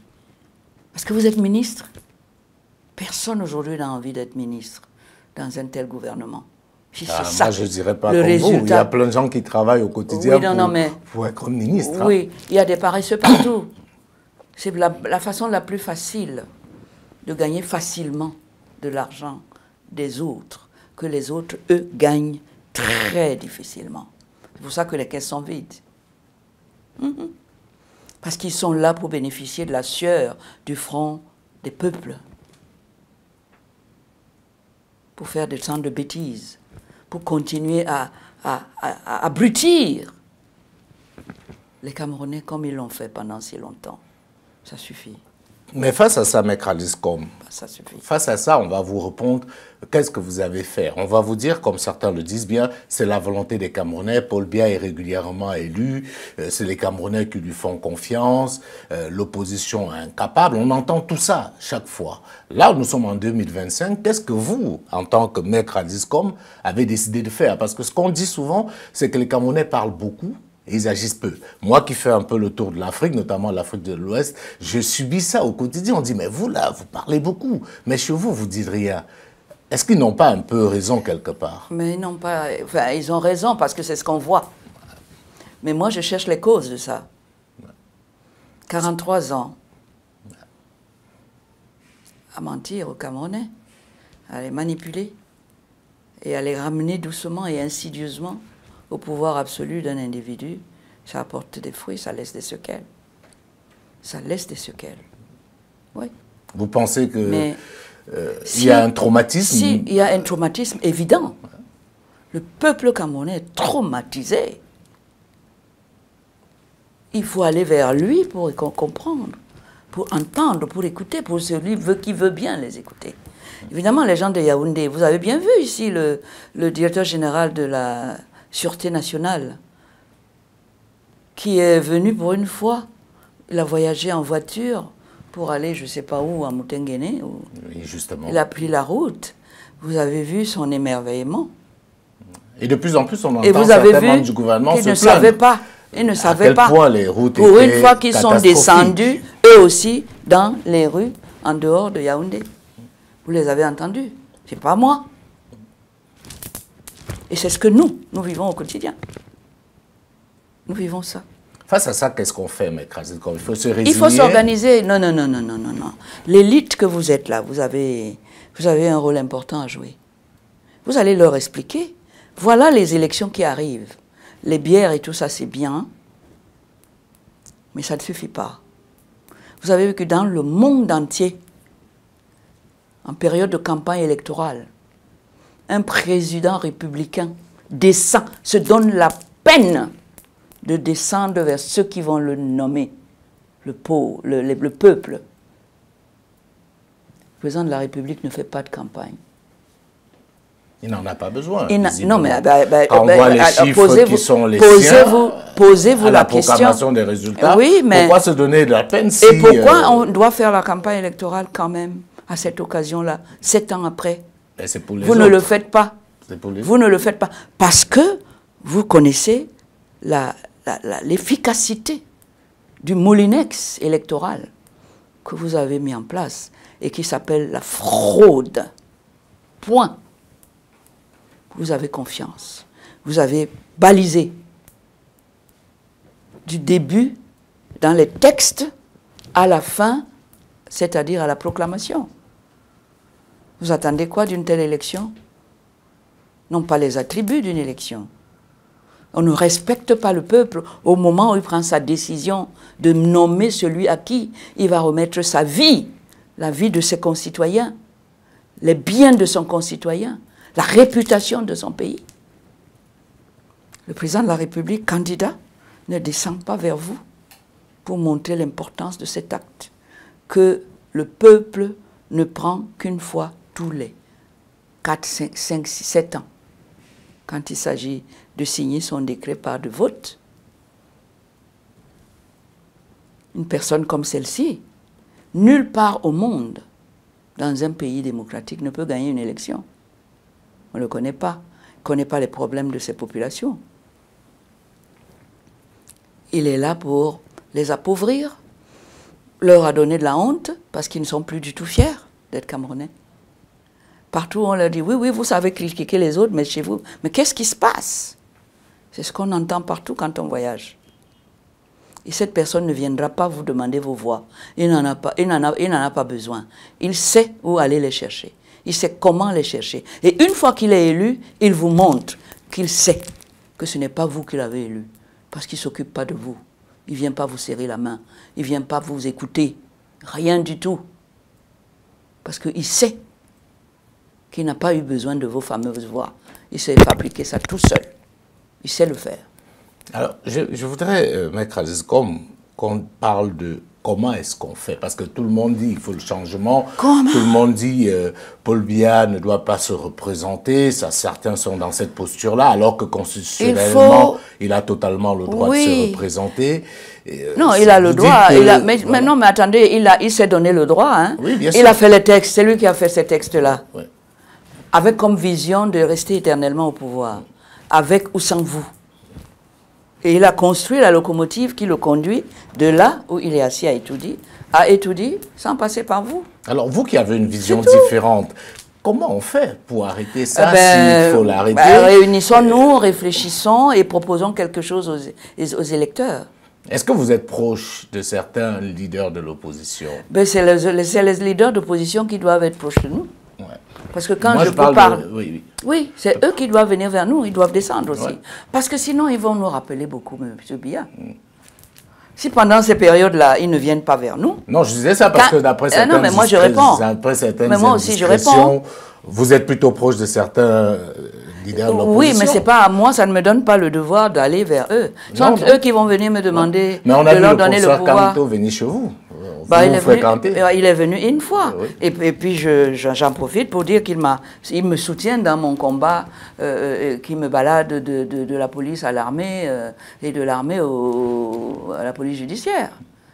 Il m'a très gentiment fait signe pour me dire qu'il comprend le harcèlement, il comprend ce que je vis actuellement et qu'il est de tout cœur avec moi et qu'il va mettre à ma disposition ses avocats, son collectif d'avocats. Ça, il l'a dit, il l'a écrit, c'est dans les réseaux sociaux. Oui, mais ça ne me donne pas le devoir d'aller vers lui pour parler de l'élection. C'est lui qui va venir demander nos voix. C'est lui qui doit regarder à la télévision les personnes qu'il peut recruter pour former qui va expliquer. C'est lui qui doit concevoir ça. Et à la limite, nous, on est là pour attendre, puisqu'ils vont tous nous demander de nos voix. Ça nous permet de mieux connaître, de mieux savoir, de mieux ceci, et de mieux voter. Est-ce que vous êtes inquiète, Maître Alice Combes, oui, pour 2025 je suis inquiète, parce qu'il y a trop de... Comment dirais-je? Il y a trop de frustration. et les attentes peut-être démesurées de cette élection en faveur du changement. Peut-être démesurées, qu'on ne pourra pas apporter. Parce qu'ils sont à la mesure des tourments qu'on a infligés à un peuple pendant 43 ans. Ils sont à la mesure de ça. J'ai vraiment peur. Mais qu'est-ce qui vous fait peur? Quels sont qui me fait peur, les ingrédients de la peur? Eh bien, les gens sont malheureux. Les Camerounais sont malheureux. Les Camerounais ont peur de l'avenir, et même déjà du présent. Pas tous, les Camerounais, la plupart, la majorité. C'est la majorité. Moi, je les reçois en tant qu'avocat ou en tant qu'activiste. Je les écoute beaucoup. Ça leur fait déjà beaucoup de bien que je les écoute. Voilà. Mais eux, ils viennent vers moi parce qu'ils savent qu'ils vont trouver une oreille de maman. La maman ne bouge pas pour aller vers les enfants. Si j'étais dans la politique, où je peux de temps en temps aller demander le pouvoir au peuple, je vous assure que j'agirais en allant demander aux leaders d'opinion, aux gens qui sont aimés dans leur localité, de bien vouloir venir avec moi pour que je leur explique et pour qu'ils me servent de relais pour ces explications-là, pour les populations dont ils sont si proches. Oui. Alors, je vais proposer qu'on marque un autre arrêt. Cette fois-ci, on va en Côte d'Ivoire. J'ai un confrère ivoirien qui a une question à plusieurs volets à vous poser. D'accord. Je suis Wakili Alafé, directeur de publication, directeur général de l'Intelligence d'Abidjan. Maître Alice Com, bonne heureuse année. C'est avec un honneur que je saisis cette opportunité pour vous poser une question. Une longue expérience dans votre métier. Vous avez la première dame, la première femme avocate au Cameroun. Vous êtes une doyenne. Pensez-vous que votre parcours, qui est immense, qui est extraordinaire, a pu favoriser l'émancipation des femmes dans le métier et ailleurs au Cameroun? Et quelle est la place du Cameroun au niveau de la participation des femmes dans la vie publique, dans le gouvernement, dans les assemblées élues? Alors merci Maître Alice Com. On a vu la question de mon confrère de l'Intelligence d'Abidjan. La première chose, on l'a rappelé au début de l'émission, première femme avocate au Cameroun, a un long parcours, 56 ans quand même d'avocature. Est-ce que vous pensez que cela a contribué à l'émancipation des femmes de manière globale dans le milieu de l'avocature qui est le vôtre, mais plus généralement dans le milieu politique et la vie publique? Oui, quand j'ai commencé ce métier, je savais que comme pionnière, je n'aurais que des obligations et des devoirs. Je savais que les yeux seraient fixés sur moi, auprès des parents, des familles qui ont des filles, et que je devais encourager à ne pas désespérer. Parce que dans beaucoup de familles, autrefois, avoir une fille, ce n'était pas tellement le cadeau qu'on attendait. Il fallait des garçons, des garçons. Ma propre mère a dû avoir 11 enfants parce qu'elle voulait avoir beaucoup de garçons, ayant eu 7 filles sur 4 garçons. Elle a été obligée, 4 garçons c'était suffisant, enfin, mais elle les a eu vers la fin. Donc, je faisais très attention à ne pas faire de ce premier pas un échec, une chute, surtout. J'ai travaillé comme un malade pour être une avocate qui compte au prétoire. J'ai eu un excellent accueil. Je me rappelle, oh là là, les magistrats de cette époque, il y en a qu'un qui est encore vivant, que je sais qu'il est encore vivant. C'est le président Pierre Angoula. Ils m'ont très très bien reçu. Et ma première audience, c'était à la cour d'appel, en chambre correctionnelle. Ce jour-là, mes dossiers n'étaient pas en état d'être jugés. Et ceux dans lesquels je défendais l'accusé, j'ai obtenu toutes les mises en liberté provisoire que j'ai présentées au tribunal. C'était un clin d'œil que me faisaient les magistrats de cette époque-là. pour m'accueillir au barreau comme pionnière. Et depuis, je crois que j'ai impacté pas mal de conscience dans les familles et dans les jeunes filles, mais aussi les garçons. Bien sûr. Puisque aujourd'hui, le barreau compte des milliers d'avocats et des centaines, et même de femmes avocates. Je pense que j'ai impacté quelque part, puisqu'on est parti de 1 à multiplier. Alors, ce qui peut être intéressant à vous avoir sur ce sujet précis, Maître Alice Combes, c'est qu'on peut comparer la justice du temps d'Ahidjo, qui était réputé être un dictateur, à la justice du temps de Biya. Alors, vous qui avez fait les deux époques dans les tribunaux, dites-nous, quelle est la comparaison que vous pouvez faire? Oui, je suis meurtrie de voir comment fonctionne la justice aujourd'hui. C'était mieux avant? De loin. Vous savez, moi qui n'ai pas connu l'ère d'Ahidjo, de loin, j'ai du mal à croire. De loin. Expliquez-nous ça. Parce que la justice d'aujourd'hui est gangrénée par la corruption, la peur du magistrat de ne pas être là où il faut pour être affecté dans une zone qui lui permet d'inscrire ses enfants à l'école, de soigner ses parents, parce que ce n'est pas partout. Un magistrat, on peut l'affecter dans des zones dangereuses, selon qu'on le perçoit comme un opposant, parfois, ou là où le tribalisme peut les envoyer, dans des endroits moins sûrs, moins juteux. Voilà, c'est ça les critères aujourd'hui. La justice est gangrénée par ces fléaux-là. Ce n'était pas du tout le cas. Je vous ai cité le président Goula. Comment ils m'ont accueilli à la justice? Nous n'avions pas ce genre de problème. Et les relations entre le juge, le magistrat et l'avocat étaient au top niveau de l'excellence et de la courtoisie. Mais c'est quand même difficile parce qu'on savait, moi, bon, je dis, j'ai pas vécu l'ère Ahidjo, mais de ce qu'on sait, c'est que c'était une ère de dictature pure. Et que l'arrivée des Biya avait incarné beaucoup plus d'espoir, parce qu'on estimait qu'avec Biya, on partait d'une dictature vers plus d'ouverture. Moi, c'est pour ça que je suis un peu surpris et que j'ai du mal à avaler ce que vous me dites. Moi, j'ai plutôt le sentiment qu'à l'époque d'Ahidjo, c'était une justice aux ordres, puisque le président était tellement influent. Et vous semblez nous dire non, ce n'est pas forcément comme ça. C'est tout à fait, c'est pas ça du tout. Vous devez suivre les nominations de magistrats et les affectations de magistrats. Vous devez suivre d'ailleurs les affectations de fonctionnaires dans différentes parties du Cameroun.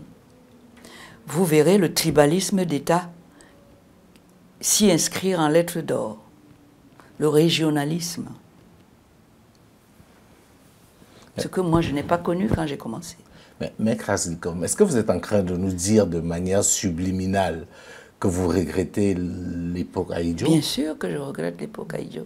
S'il fallait choisir aujourd'hui entre Biya et Ahidjo, vous préférez retourner Vous pensez que je ne vis pas autre... Je vous ai dit que je vis dans une dictature. Quand tous les pouvoirs... Je vous ai dit ça quand même. Parce que je n'ai pas conclu que c'est une dictature. Mais ce que je vous ai dit, et qui est visible, de l'omniprésence du chef de l'exécutif dans tous les autres pouvoirs, vous pouvez aller le vérifier. Oui, mais c'était déjà le cas avec Ahidjo aussi. Mais non, pas du tout. Ahidjo n'avait pas du tout de tribalisme. Ahidjo a eu à diriger le Cameroun et à construire un État, de toutes pièces. D'une main de fer, Maître Alice Combes. Mais c'est bien normal, vous faites des omelettes sans casser les œufs.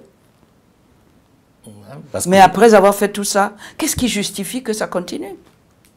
Le régionalisme continue et bat son plein partout. Qu'est-ce qui explique ça? Rien, puisqu'il a fait le job avant. Le sale boulot, le président Ahidjo l'a fait. Moi, Ahidjo et moi, il est du nord, moi du sud, je suis chrétienne, il est musulman, il était de cette génération de la décennie, bien au-delà de ma décennie de naissance. Mais le président Ahidjo, je déposais une demande d'audience en bas, à la Guérite. J'avais un retour. Il me recevait. Le président Biya, il ne vous a jamais reçu? Je n'ai jamais vu le président Biya qui m'a reçu quand il était Premier ministre. Est-ce que vous avez demandé à le voir quand Mais pourquoi je dois demander à le voir? Mais avec Ahidjo, vous demandez, vous déposez une demande. Je laissais un mot. Oui. Mais aujourd'hui, vous avez laissé un mot? Vous laissez un mot. Les politiciens sont en train de se plaindre qu'ils ont laissé un document important là-bas sur le code électoral. Il n'a pas vu. Mais moi, je pose la question mais il ne l'a pas vu. C'est vrai ou faux? C'est ce qui se dit maintenant, ça, c'est la déclaration de... Eh bien, alors, madame... Mais oui, mais elle ne ment pas. Non, je n'ai pas dit qu'elle... Elle ne l'a pas reçu. Je pense qu'ils ont même une décharge. Vous voyez déjà, l'organisation de la présidence n'est pas la même. Le passage de l'administré que je suis, du peuple citoyen que je suis, je n'ai aucun accès à étudier. Je vais commencer comment? Mais je posais la question à dessein, Maître Aliscom, parce que d'après mes indiscrétions, je sais que vous avez connu le président Biya avant qu'il ne soit bien président. Bien sûr que je l'ai connu. Que vous et vous êtes aimé. Rencontré. Et aimé. Et voté pour lui au début. Voilà. Il faut le dire aussi. Mais selon vous, vous qui l'avez côtoyé, qu'est-ce qui a pu bien se passer? Il s'est passé qu'il a voulu durer au pouvoir plus longtemps que son prédécesseur et qu'il s'est servi de tous les moyens qui ne peuvent être que des moyens de la dictature.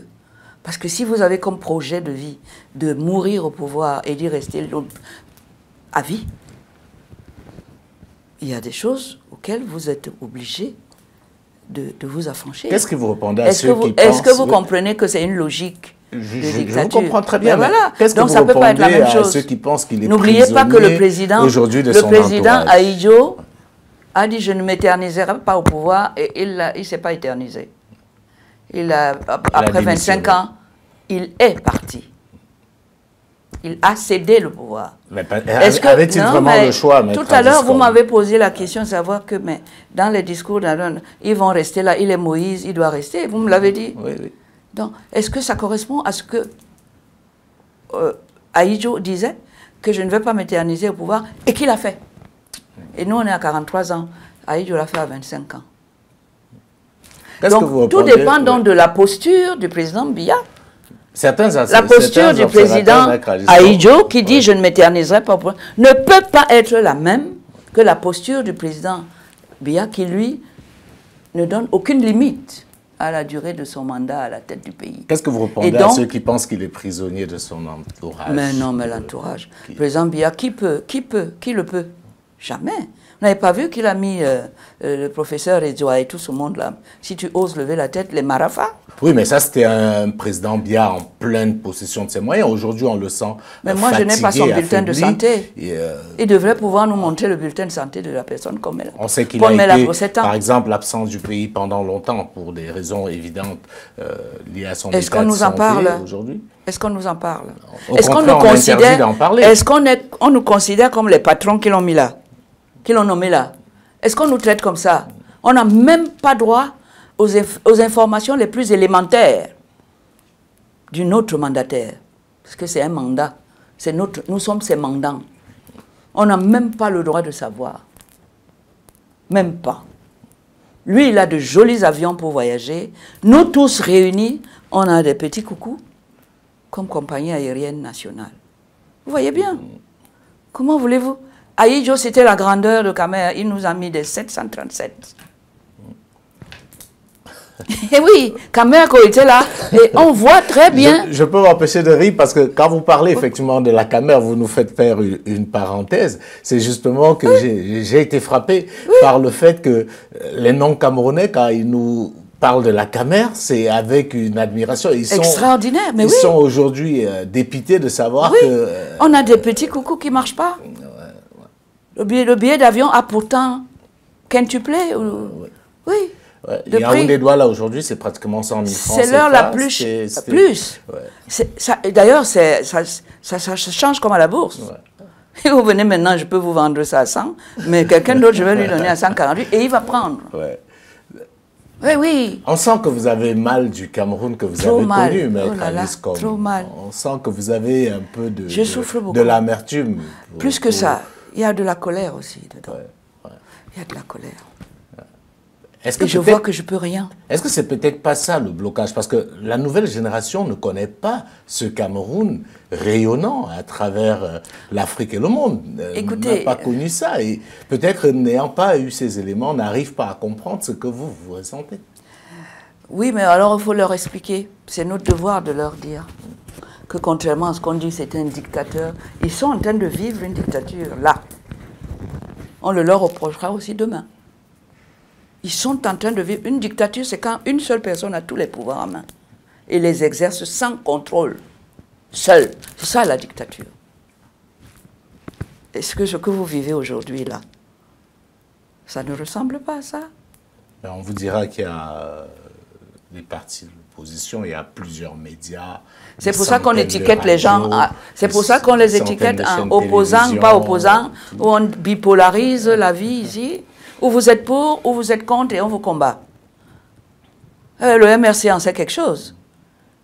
Ils ont passé 7 ans à vouloir l'écraser pour qu'il y ait cette vague qui a caractérisé les premières élections pour réduire ça en une eau, un ruisseau où l'eau coule pour eux. Vous le voyez, non? C'est visible. Alors, j'ai envie qu'on avance dans l'émission et il y a un phénomène, ce sont les réseaux sociaux. Oui. Là aussi, on vit toutes les tensions, toutes les divisions, le tribalisme exacerbé. Quelle est la relation que vous avez avec justement les réseaux sociaux, Maître Alice Combes? Ben, les réseaux sociaux, j'y suis. J'ai une petite équipe de jeunes enfants qui m'encadrent le matin et qui m'aident à être au courant, à être dedans, pour en tirer les meilleurs bénéfices possibles et aussi pour me connecter surtout avec davantage d'enfants disséminés dans le monde et avec lesquels je tiens à garder le contact pour leur léguer ce que je pourrais avoir à leur léguer d'une époque que nous n'avons malheureusement pas connue, mais sur lesquels ils pourraient tirer un certain nombre d'enseignements et peut-être un peu d'espoir. Parce que cette époque est révolue, mais me voici en train de la regretter. Et celle d'ici aussi va passer et ils pourront la regretter ou pas demain. Alors, il y a une rubrique dans cette émission, c'est l'empreinte digitale de l'invité. Donc, je vais vous proposer de voir qui est Maître Alice Combes sur les réseaux sociaux ou sur Internet de manière générale. D'accord. Voici Maître Alice Combes, hier. La voici aujourd'hui. Première Camerounaise avocate, combattante acharnée au front de la cause homosexuelle, avec dans sa ligne de mire l'article 347 bis du Code pénal camerounais. Nous vous amenons par effraction dans sa vie digitale. Rendue célèbre par sa profession, nous passons au scanner, notre invité du jour, pour jauger sa réputation numérique. Quand vous tapez Alice Combes sur un moteur de recherche, les résultats obtenus vous donnent accès sur les mots-clés homosexuels, LGBT, avocate entre autres. De la cause des personnes à faible revenu et vulnérables qu'elle défend, elle disait ceci à propos sur la BBC. Je défendrai toujours les homosexuels, car on les jette en prison comme des chiens. Avant d'ajouter que l'homosexualité reste une arme politique au Cameroun. Sur Jeune Afrique, la militante des droits de l'homme soutient que l'homosexualité n'est pas importée, c'est sa répression qu'il est. Sur l'affaire Redac, contre le ministre Atangandji, notamment sa convocation par les services de sécurité, dans une tribune, le député Jean-Michel Nietzsche a appris sa défense en ces termes. Maître Alice Combes ne saurait au soir de sa vie être soupçonné de quelque complotisme ou manigance que ce soit tendant à renverser le système gouvernant par la force. Ce n'est pas à 80 ans qu'elle va découvrir une nouvelle identité guerrière au point de renverser le pouvoir par les armes comme le prétend le ministre Atangandji. Ce qui lui vaut des joutes verbales et les accrochages sur les plateaux. Est-ce que le fait de mettre un candidat face à une machine de fraude avérée, huilée, qui fonctionne depuis 43 ans. Figure de la société civile, sa popularité s'avère sans limite. Ajoutez-y de l'amour comme elle en donne.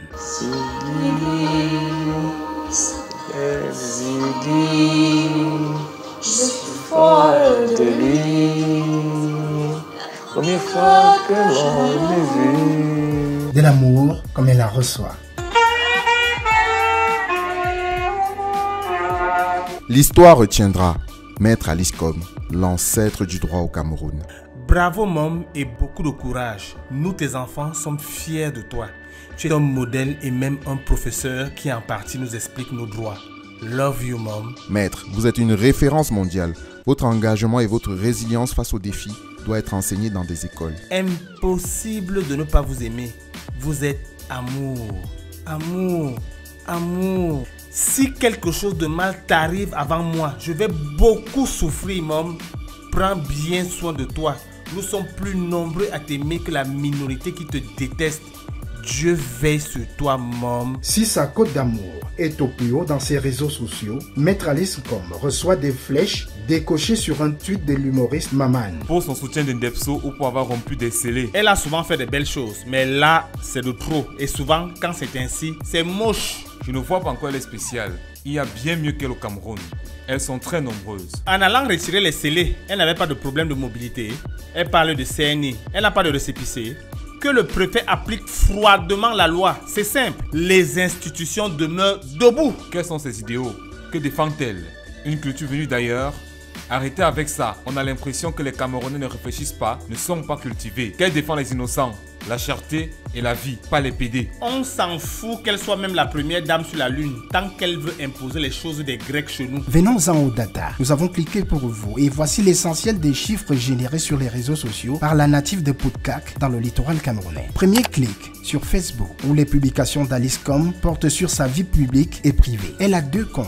Celui-ci avec 13 000 followers et ce compte certifié avec une communauté de 4 800 personnes où elle fait en moyenne un post par jour. Elle y est très présente. Son dernier post, au moment où nous relevons ses empreintes digitales, c'est une vidéo de son anniversaire qui totalise 2037 likes, 772 commentaires et 313 partages en 5 jours. Autre clic sur X, qu'elle a rejoint en 2013 et où elle compte 3 951 abonnés et 1017 abonnements. Ici, ces tweets se font à une fréquence intermittente. Troisième clic sur Instagram. Ici, on remarque un manque d'engouement dans la mise à jour de sa page. Timidité qui se traduit par 6 chiffres. Seulement 28 followers pour 10 publications. Son dernier post, un audio en 72 heures qui n'enregistre aucun like et 0 commentaire. Le dernier clic, c'est sur TikTok où Alice Com compte 20 800 abonnés pour 19 abonnements. Sa dernière publication, qui est aussi un audio, cumule à ce jour 22 600 likes. Et sans TikTok, au 2e rang des réseaux sociaux où elle est très présente avec des publications quasi quotidiennes. Ainsi va la vie digitale de la PCA, du réseau des défenseurs des droits humains en Afrique centrale, sacrée Africaine d'exception en 2012 par le magazine américain The New Yorker. Note de la rédaction, 5 sur 10. Mention passable, peut mieux faire. Maître Alice Com, votre vie est vraiment digitale.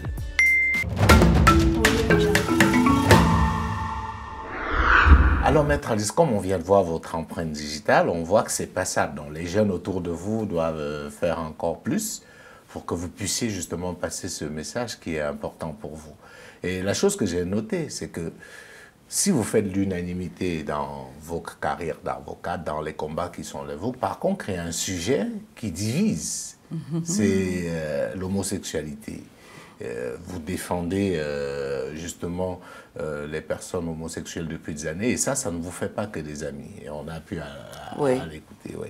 Alors, peut-être aujourd'hui, c'est peut-être l'occasion de préciser le sens de ce combat. Parce que vous avez dit, comme on l'a vu dans l'élément, l'homosexualité est une arme politique au Cameroun. Oui. Pourquoi vous le dites, Maître Alice Com? Oui, parce que les politiciens savent que parmi leurs militants ou les votants, il y a beaucoup qui sont bloqués dans leur tête par rapport à ce sujet.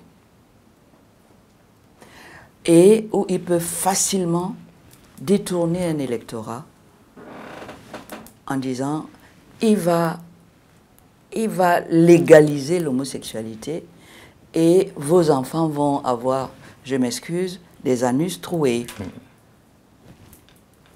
Alors, ça, c'est une manipulation exécrable. Parce qu'un homosexuel, c'est d'abord votre enfant. Vous l'avez porté dans votre ventre comme tous les autres enfants. Vous ne les avez pas identifiés par le genre. Cet enfant naît et à un moment donné, il découvre qu'il est attiré sur le plan de la sexualité par des gens qui sont comme lui, du même sexe, pour dire les choses clairement. Mais il entend des discours haineux, homophobes, dans sa famille, avec sa maman, sa grand-mère, qui dit c'est pas bantou, on ne fait pas ça, etc. Mais lui, il ressent profondément. Et surtout, c'est illégal. Par la suite, ça va devenir illégal par les hypocrites, les sournois, les gens qui justement en ont fait une arme. L'homosexualité n'était pas un délit dans le code pénal au début. C'est en 1972 et par voie d'ordonnance, pas par une loi passée par l'Assemblée, qu'on l'a introduit dans le code pénal. Mais ça ne peut pas, juridiquement, pour un juriste, ça ne peut pas être une infraction. Pourquoi? Parce que pour être une infraction, il faut poser un acte qui va porter préjudice à quelqu'un. Sa moralité, sa considération, son patrimoine, cet acte doit porter préjudice à quelqu'un. Moyennant quoi le juge va examiner le fait matériel et il va réunir ces éléments et il va se dire, mais est-ce qu'il était de bonne foi? Est-ce qu'il a causé un préjudice? Le juge va donc vous condamner à une peine d'emprisonnement. Ça, c'est pour le public, l'aspect public de la chose, qui perturbe la vie en société. Et il va dédommager, accorder des dommages-intérêts à une personne que votre acte, à qui votre acte a fait subir un dommage qu'on répare par une indemnisation pécuniaire. Prenons le cas de l'homosexualité. L'homosexualité, d'abord, c'est forcément un commandement divin. C'est un acte d'amour. Parce que même dans une relation homosexuelle, l'amour se prouve par la sexualité. Mais vous savez que l'Église a été très réfractaire par rapport à ça. Oui. Donc, je veux dire, quand vous dites divin, non, c'est un ça commandement. Peut prêter à confusion. C'est un commandement quand on dit tu aimeras ton prochain comme toi-même. C'est la même Bible qui dit l'homme quittera son père et sa mère. C'est un commandement, ça fait partie des 10 commandements. Et c'est le deuxième. Ça veut dire quoi? Ça veut dire que c'est quelque chose de personnel que vous avez en vous. Vous aimez, vous ne savez pas pourquoi. Vous êtes amoureux, vous avez connu 10 000 femmes pendant votre... Un matin, vous décidez qu'une, vous allez l'amener à la mairie pour faire un acte de naissance et elle sera... Un acte de mariage. Un acte de mariage, pardon. Et elle sera la mère de vous, de vos enfants, puisque vous, c'est votre continuité. Donc aimer, c'est un acte sacré. C'est tellement sacré que dans nos constitutions, dans une république, on protège le lieu où ça se passe. La vie privée, elle est sacrée. Les mots ont un sens. La vie privée, c'est votre sexualité en premier. Ça se passe chez vous. Et le domicile lui-même est sacralisé par le principe de son inviolabilité, un principe constitutionnel. Oui, maître Alice. Alors, oui, terminé, puis si je vous vais me dites reprendre pour qu'on sorte. Que c'est un délit, comment vous allez prouver ce que je fais chez moi, puisque la loi a déjà anticipé pour protéger justement ma sexualité, que j'assume librement avec un partenaire qui est capable de donner son consentement et librement. Comment vous allez constituer un dossier que vous allez amener au tribunal, que vous ne pouvez pas apporter les preuves? Moi, vous comprenez? Oui, je veux qu'on sorte de cette question parce que je ne voudrais pas qu'on s'étende là parce que c'est un débat qui peut être très complexe à la fin. Oui. Mais j'ai envie de dire, c'est qui pose problème. Et là, je me fais peut-être le porte-voix de ce que j'entends de la plupart des Africains qui nous regardent. C'est le fait qu'on a le sentiment aujourd'hui que l'homosexualité est en train d'être imposée. Notamment à certains pays africains. C'est devenu une sorte de conditionnalité. Les droits de l'homme dont vous êtes l'une des ferventes défenseurs se résument finalement aux droits des homosexuels. Est-ce que vous comprenez ce discours-là qui émane d'une certaine population africaine qui est réfractaire à cela? Parce que j'ai envie de dire, à la limite, l'homosexualité privée, si c'est privé, on ne sait pas. Mais aujourd'hui, on se rend compte que des États sont menacés. On dit on va plus faire ceci si vous ne reconnaissez pas, si vous ne dépénalisez pas l'homosexualité. Est-ce que c'est pas ce chantage-là qui révolte totalement les Africains? La dépénalisation, ça rentre dans les droits de l'homme. Ça rentre dans les obligations du président de la République et du peuple camerounais, puisque c'est dans la Constitution qui commence par ceci. La Déclaration universelle. Les droits des hommes ont la caractéristique d'être universels, les mêmes pour tous, égaux. Vous ne pouvez pas exclure votre enfant ou moi ou mon ami de la bénédiction, de la protection, de la Constitution, de la Déclaration universelle des droits de l'homme. L'homme, c'est-à-dire tout le monde. Non, non, non, il faut le savoir. Non, j'entends ce que vous dites. Vous ne pouvez pas. Vous ne pouvez pas exclure quelqu'un de cette protection. On va vous rétorquer que ces droits de l'homme universels ne peuvent être universels dans un sens et pas dans l'autre. Vous savez par exemple que dans certains pays, notamment occidentaux, vous ne pouvez pas être polygame. Alors que c'est considéré chez nous comme une liberté. Non, la polygamie, il y a ceci de... Est-ce que les femmes peuvent épouser plusieurs hommes?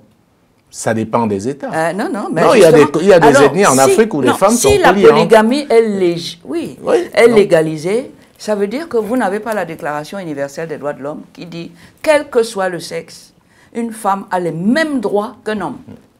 Si tu as le droit d'avoir plusieurs femmes, la femme doit avoir le droit d'avoir plusieurs hommes. Non, c'est pour dire que c'est en fait une déclaration qui n'est pas universelle, elle est à géométrie variable. Parce que est-ce qu'on ne peut pas comprendre que ce sont les homophobes qui en font quelque chose de restreint? Non, moi je parle de mon pays. Oui, est-ce qu'on peut pas comprendre que... des autres pays, parlez-moi de mon pays. Je suis d'accord, mais parce qu'il y a des règles, il y a des normes, et des normes d'universalité. Tous les Camerounais se valent. Vous ne pouvez pas me mettre en prison parce que dans le privé, j'ai ma façon d'aimer. J'aime un garçon ou j'aime une fille. Vous ne pouvez pas. Parce qu'à un moment donné, elle a la majorité et sa vie privée rentre dans la sphère de la protection. Moi, je vous parle d'une loi qu'on appelle la Constitution, qui pose les principes généraux, valables pour tout le monde, et que le législateur camerounais de M. Kaba-Yégué doit respecter. Il ne doit pas violer ces principes. Et c'est résulte d'une loi qui lui est supérieure à la loi que lui prend. C'est une question de cohésion et de cohérence dans la législation d'un pays. Il faut de la cohérence. Vous mettez un pays, paix, travail, patrie. Ce n'est pas pour une région et pas pour une autre. On ne peut pas dire que le Cameroun est en paix aujourd'hui alors qu'on a la guerre au Nozo. Les Camerounais de là-bas sont des Camerounais et méritent la protection égale, quel que soit le lieu. C'est la même chose pour ma sexualité. Je choisis la personne avec qui je fais l'amour, comme je veux. À condition, et ça c'est une condition qui est valable pour les hétéros, comme pour les homos, que ça ne soit pas un mineur, parce qu'il ne peut pas donner son consentement, et que ça ne soit pas public, parce qu'il y a un outrage public à la pudeur que je vais commettre. À part ça, vous choisissez votre partenaire, les jeux amoureux, vous en faites ce que vous voulez, vous les choisissez librement, et c'est ça que la loi protège. Pas n'importe laquelle, la loi internationale qui est au-dessus de la Constitution elle-même, et on ne peut pas retrouver ça comme un délit dans le code pénal. C'est un État organisé, structuré. Donc voilà. Ça veut dire que vous ne pouvez pas, un juge il faut refaire les lois. Si on veut que l'homosexualité reste un délit au Cameroun, il faut que ça parte de la Constitution. Mais attendez, un législateur, c'est lui qui a voté la Constitution. Il doit mettre de la cohérence quand même dans ce qu'il vote. D'accord. Il ne peut pas voter la Constitution aujourd'hui et dire tous les hommes naissent libres et égaux, etc. Le domicile c'est le privé, je protège ça. Vous risquez en prison si vous violez mon domicile. Et ce que je fais dans mon domicile se retrouve au tribunal en train d'être jugé. Comment vous allez faire des preuves devant le juge? Comment? C'est vrai que c'est difficile à prouver. Ça ne peut donc pas fondamentalement être un délit. On vous a compris sur cette question, voilà. Maître Alice Combes. C'est dans la sphère de la protection et pas la répression. Je voudrais effectivement qu'on sorte de là. Nous sommes malheureusement arrivés au terme de cette émission parce que le temps passe très vite avec vous, mais je veux vous donner la parole pour un mot de fin, Maître Alice Combes, parce que je vous sens, je ne vais pas dire rageuse, mais je sens qu'il Oui, je suis rageuse. Je sens que ça boue en vous. Oui. Vous êtes très en colère, vous êtes, j'ai envie de dire, un peu comme à bout. Qu'est-ce qui vous a conduit à cet état? Je vous ai connu avant, je sais, vous êtes une combattante, on a souvent eu des discussions parfois houleuses, on n'est pas toujours d'accord sur tout, mais là, je ressens une énergie, je ne sais pas où vous la prenez à 80 ans. Ben, parce que cette rage de pouvoir laisser quelque chose à la jeune génération. Qu'est-ce que vous allez faire? Et que je ne peux pas. Parce que ces jeunes générations, ce n'est pas moi qui les gère. Ce n'est pas moi qui ai le pouvoir et les moyens de les gérer. Et je vois comment la gestion est calamiteuse et l'impact que ça va avoir sur leur avenir. Qu'est-ce que vous avez envie de leur dire à cette génération-là pour sortir de cette émission? Vous êtes l'avenir. Vous avez le pouvoir souverain, vous êtes nombreux. Vous, les femmes, les jeunes, ne vous laissez pas faire. Défendez vos droits, bec et ongle, contre quiconque veut vous les arracher. On va vous accuser de faire un appel à l'insurrection, maître Alice Combes. On n'a qu'à le faire, où est mon problème? Je dois dire ça à mes enfants. Qu'est-ce qui m'empêche? Qui va me dicter ce que je dois dire à mes enfants? Non, mais attends, il ne manquerait plus que ça. Battez-vous pour votre honneur et les lois de votre pays. Ces lois sont supposées avoir été votées pour vous protéger, pas pour vous asservir. Pas pour faire de vous des bénis oui-oui, des gens qui vont être méprisés, jetés dans l'indignité. Non, n'acceptez pas ça. C'est vous qui avez le pouvoir. C'est vous qui l'avez prêté à quelqu'un. Veillez à ce qu'il respecte le contenu du mandat que vous lui avez donné. C'est votre devoir. Si vous ne le faites pas, ne venez pas nous accuser demain. Alors, il y a des mécanismes dans tous les pays libres où chacun doit pouvoir accepter qu'il peut avoir une défaite à une élection. Il doit l'accepter. Faisons un peu de la politique fiction, oui. Maître Alice Combes. Si jamais il vous était donné l'occasion de rencontrer le président Biya, qu'est-ce que vous lui diriez s'il était en face de vous? Je lui dirais, Monsieur le Président, mon Dieu, qu'est-ce que vous m'avez fait comme mal? À ce point? Moi qui, oui. Et je lui dirais les mal qu'il m'a fait. Quand je dis moi, il me l'a fait, mais j'ai dû faire le même mal aux jeunes que j'ai portés dans mon ventre, que j'ai élevés ou que j'essaye d'aider aujourd'hui. Je lui dis, vous n'êtes même pas au courant. Vous avez mis des montagnes entre vous et ces gens-là qui ont besoin de vous et pour lesquels vous êtes là. Si vous saviez la pourriture qu'il y a en bas, là où nous sommes tous les jours, elle est partout. Souvenez-vous, vous qui êtes à Yaoundé, en haut, au pouvoir, le délégué général à la sûreté a découvert, en prenant la route, le calvaire qui peut être celui qui veut voyager, qui veut partir d'un coin à l'autre de son pays. Mais ce n'est qu'un petit bout de cette gangrène dont je vous parle. Eh bien, moi, je l'ai vécu tous les jours au quotidien, avec mes compatriotes, jeunes, moins jeunes, hommes, femmes, campagnards ou pas. Je l'ai vécu parce que, étant au tribunal, c'est là-bas qu'on constate la vraie misère dans laquelle votre règne a jeté les Camerounais. Et tout a été obscurci. Aujourd'hui, tout le monde veut partir d'ici pour essayer de voir un peu plus loin le bout du tunnel. D'ailleurs, vous-même, vous avez dit quelque part que vous partirez du Cameroun oui, si oui, les choses si ça continue, je ne changeaient pas. Oui, oui, oui, oui, oui. À 80 ans? Eh bien, si je suis acculée, c'est pas que j'ai peur qu'on me mette en prison. Il pourrait bien avoir envie de le faire pour que je ne parle pas. Oui. Mais vous iriez où? Au Canada? Partout, je serai là. Je serai accueillie. Pour faire rire, mais non, mais je serai accueillie partout. Mais est-ce que vous n'aurez pas envie de lui donner un conseil? Parce que là, vous avez été très dur. Est-ce que s'il fallait lui donner un conseil, ce serait Mais il n'a pas besoin de mes conseils. Il sait comment me les demander. Monsieur le Président de la République, depuis 43 ans, devrait savoir que j'existe. Il devrait savoir ce que je pense. Nos bureaux, à nous les avocats, au tribunal, c'est invivable. La gangrène est dedans. La corruption est rentrée par la grande porte. Et la loi est sortie par la fenêtre en courant. L'équité qui doit caractériser un jugement. Les magistrats. Vous avez abîmé mon bureau. Vous avez abîmé mes outils de travail, Monsieur le Président. Je ne peux plus être sûr de gagner mon pain à la sueur de mon front dans cette carrière que je fais depuis 56 ans et qui m'a tout donné avant vous. Tout. Et qui est en train de tout retirer. J'ai entendu monsieur le ministre d'État, ministre de la Justice et garde des Sceaux, vous dire qu'il a besoin de magistrats. Il a besoin que vous présidiez le Conseil supérieur de la magistrature pour lui donner des magistrats qui attendent depuis plus de 4 ans. Vous n'avez pas réagi. C'est là-bas que moi je travaille. C'est avec ces magistrats que je travaille. Alors vous comprenez? Vous m'avez tout enlevé. Tout. Maître Alice Combes, merci. Merci. Merci beaucoup. Madame, monsieur, merci à vous de nous avoir suivis. Nous étions en compagnie, comme vous l'avez constaté, de Maître Alice Combes. Nous prenons rendez-vous avec vous très prochainement avec un nouvel invité. D'ici là, portez-vous bien. Bonsoir à tous.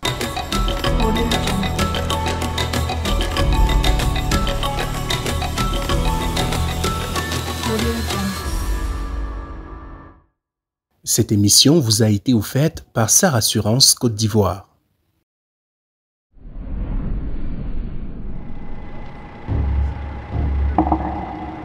Nous assistons à un moment particulier de l'histoire, un moment unique dans l'histoire, la première fois où le germanium part du Congo. Alors, en quoi ce moment est-il unique? Il est unique d'abord par l'importance que revêt ce minerai, le germanium. Ce métalloïde rare est plus qu'un simple matériau. Il est la clé des technologies de pointe. Dans les secteurs militaires, aérospatiaux ou encore les télécoms, le germanium est au cœur des innovations qui façonnent le futur. Il alimente les cellules solaires de satellites, les systèmes de vision nocturne pour la défense et garantit la transmission rapide des données via la fibre optique. Après le coltan, le cobalt, le cuivre et bien d'autres minéraux, voilà la première expédition de l'un des minéraux les plus recherchés au monde. Cette expédition est un moment unique aussi parce que pendant 20 ans, dans cette mine, la Gécamine produisait de l'alliage que l'on envoyait en Chine avec le cuivre, le cobalt et le zinc. C'est là-bas qu'il faisait la séparation, ce qui diminuait considérablement les revenus. Cette fois-ci, et c'est cela la révolution dont on doit être fier aujourd'hui, même si l'on fait beaucoup de reproches justifiés à la Gécamine, il faut saluer le fait que c'est entièrement sur place, avec sa filiale STL à Lumumbashi, que l'on produit ce concentré de germanium qui prend la route aujourd'hui. Et autre révolution, autre nouveauté notable, pour passer du brut d'hier au concentré d'aujourd'hui, il a fallu investir plus de 70 millions de dollars américains. Des fonds qui, chose très rare cette fois-ci, sont venus entièrement du Congo. La Gécamine a apporté plus de 50% en fonds propres de ce montant et quelques banques locales ont apporté le reste. Chose exceptionnelle dont la Gécamine n'a pas eu recours aux prêts léonins traditionnels. Et cette transformation sur place au Congo, à Lumumbashi, multiplie aussitôt les prix par 5.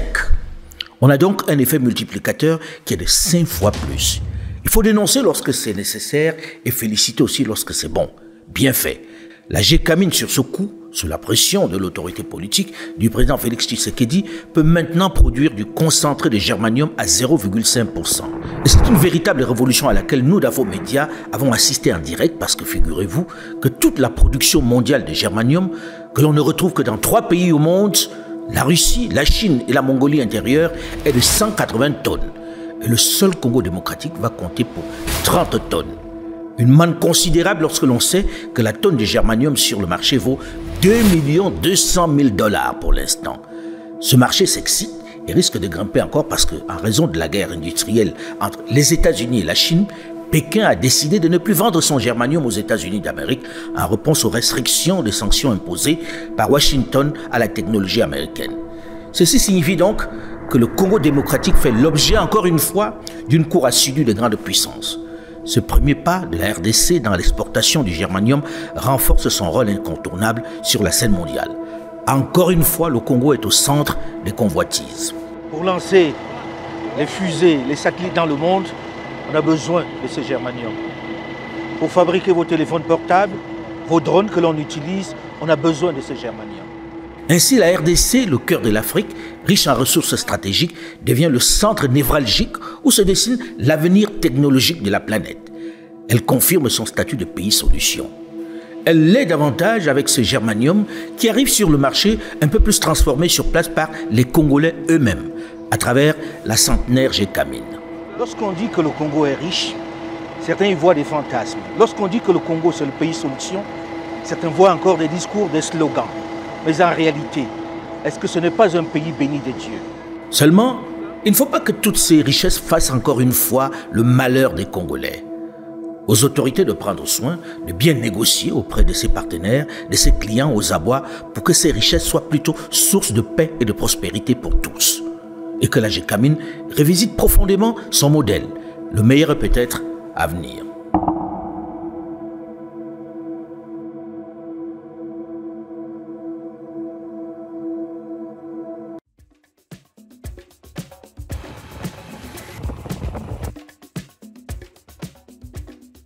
C'est ça qui est meilleur, plus que ce que le blanc nous propose.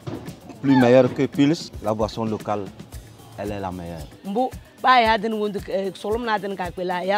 Dans les bouteilles, pour éviter les mouches et consorts, bon, on le protège comme ça. Donc l'hygiène y est dedans. Ce sont les bières étrangères qui font publicité, sinon Tchukutu, Dolo, Chapalo restent sereins. Comment ces bières traditionnelles africaines résistent malgré la domination des bières qui nous viennent d'un peu partout.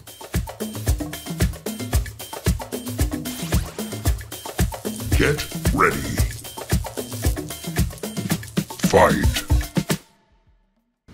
Allez, je t'amène à Adewi, un ancien quartier de Lomé. Ici, le cabaret de Maman Edwige est imbattable depuis 10 ans et ce ne sont pas les petites calébasses qui diront le contraire.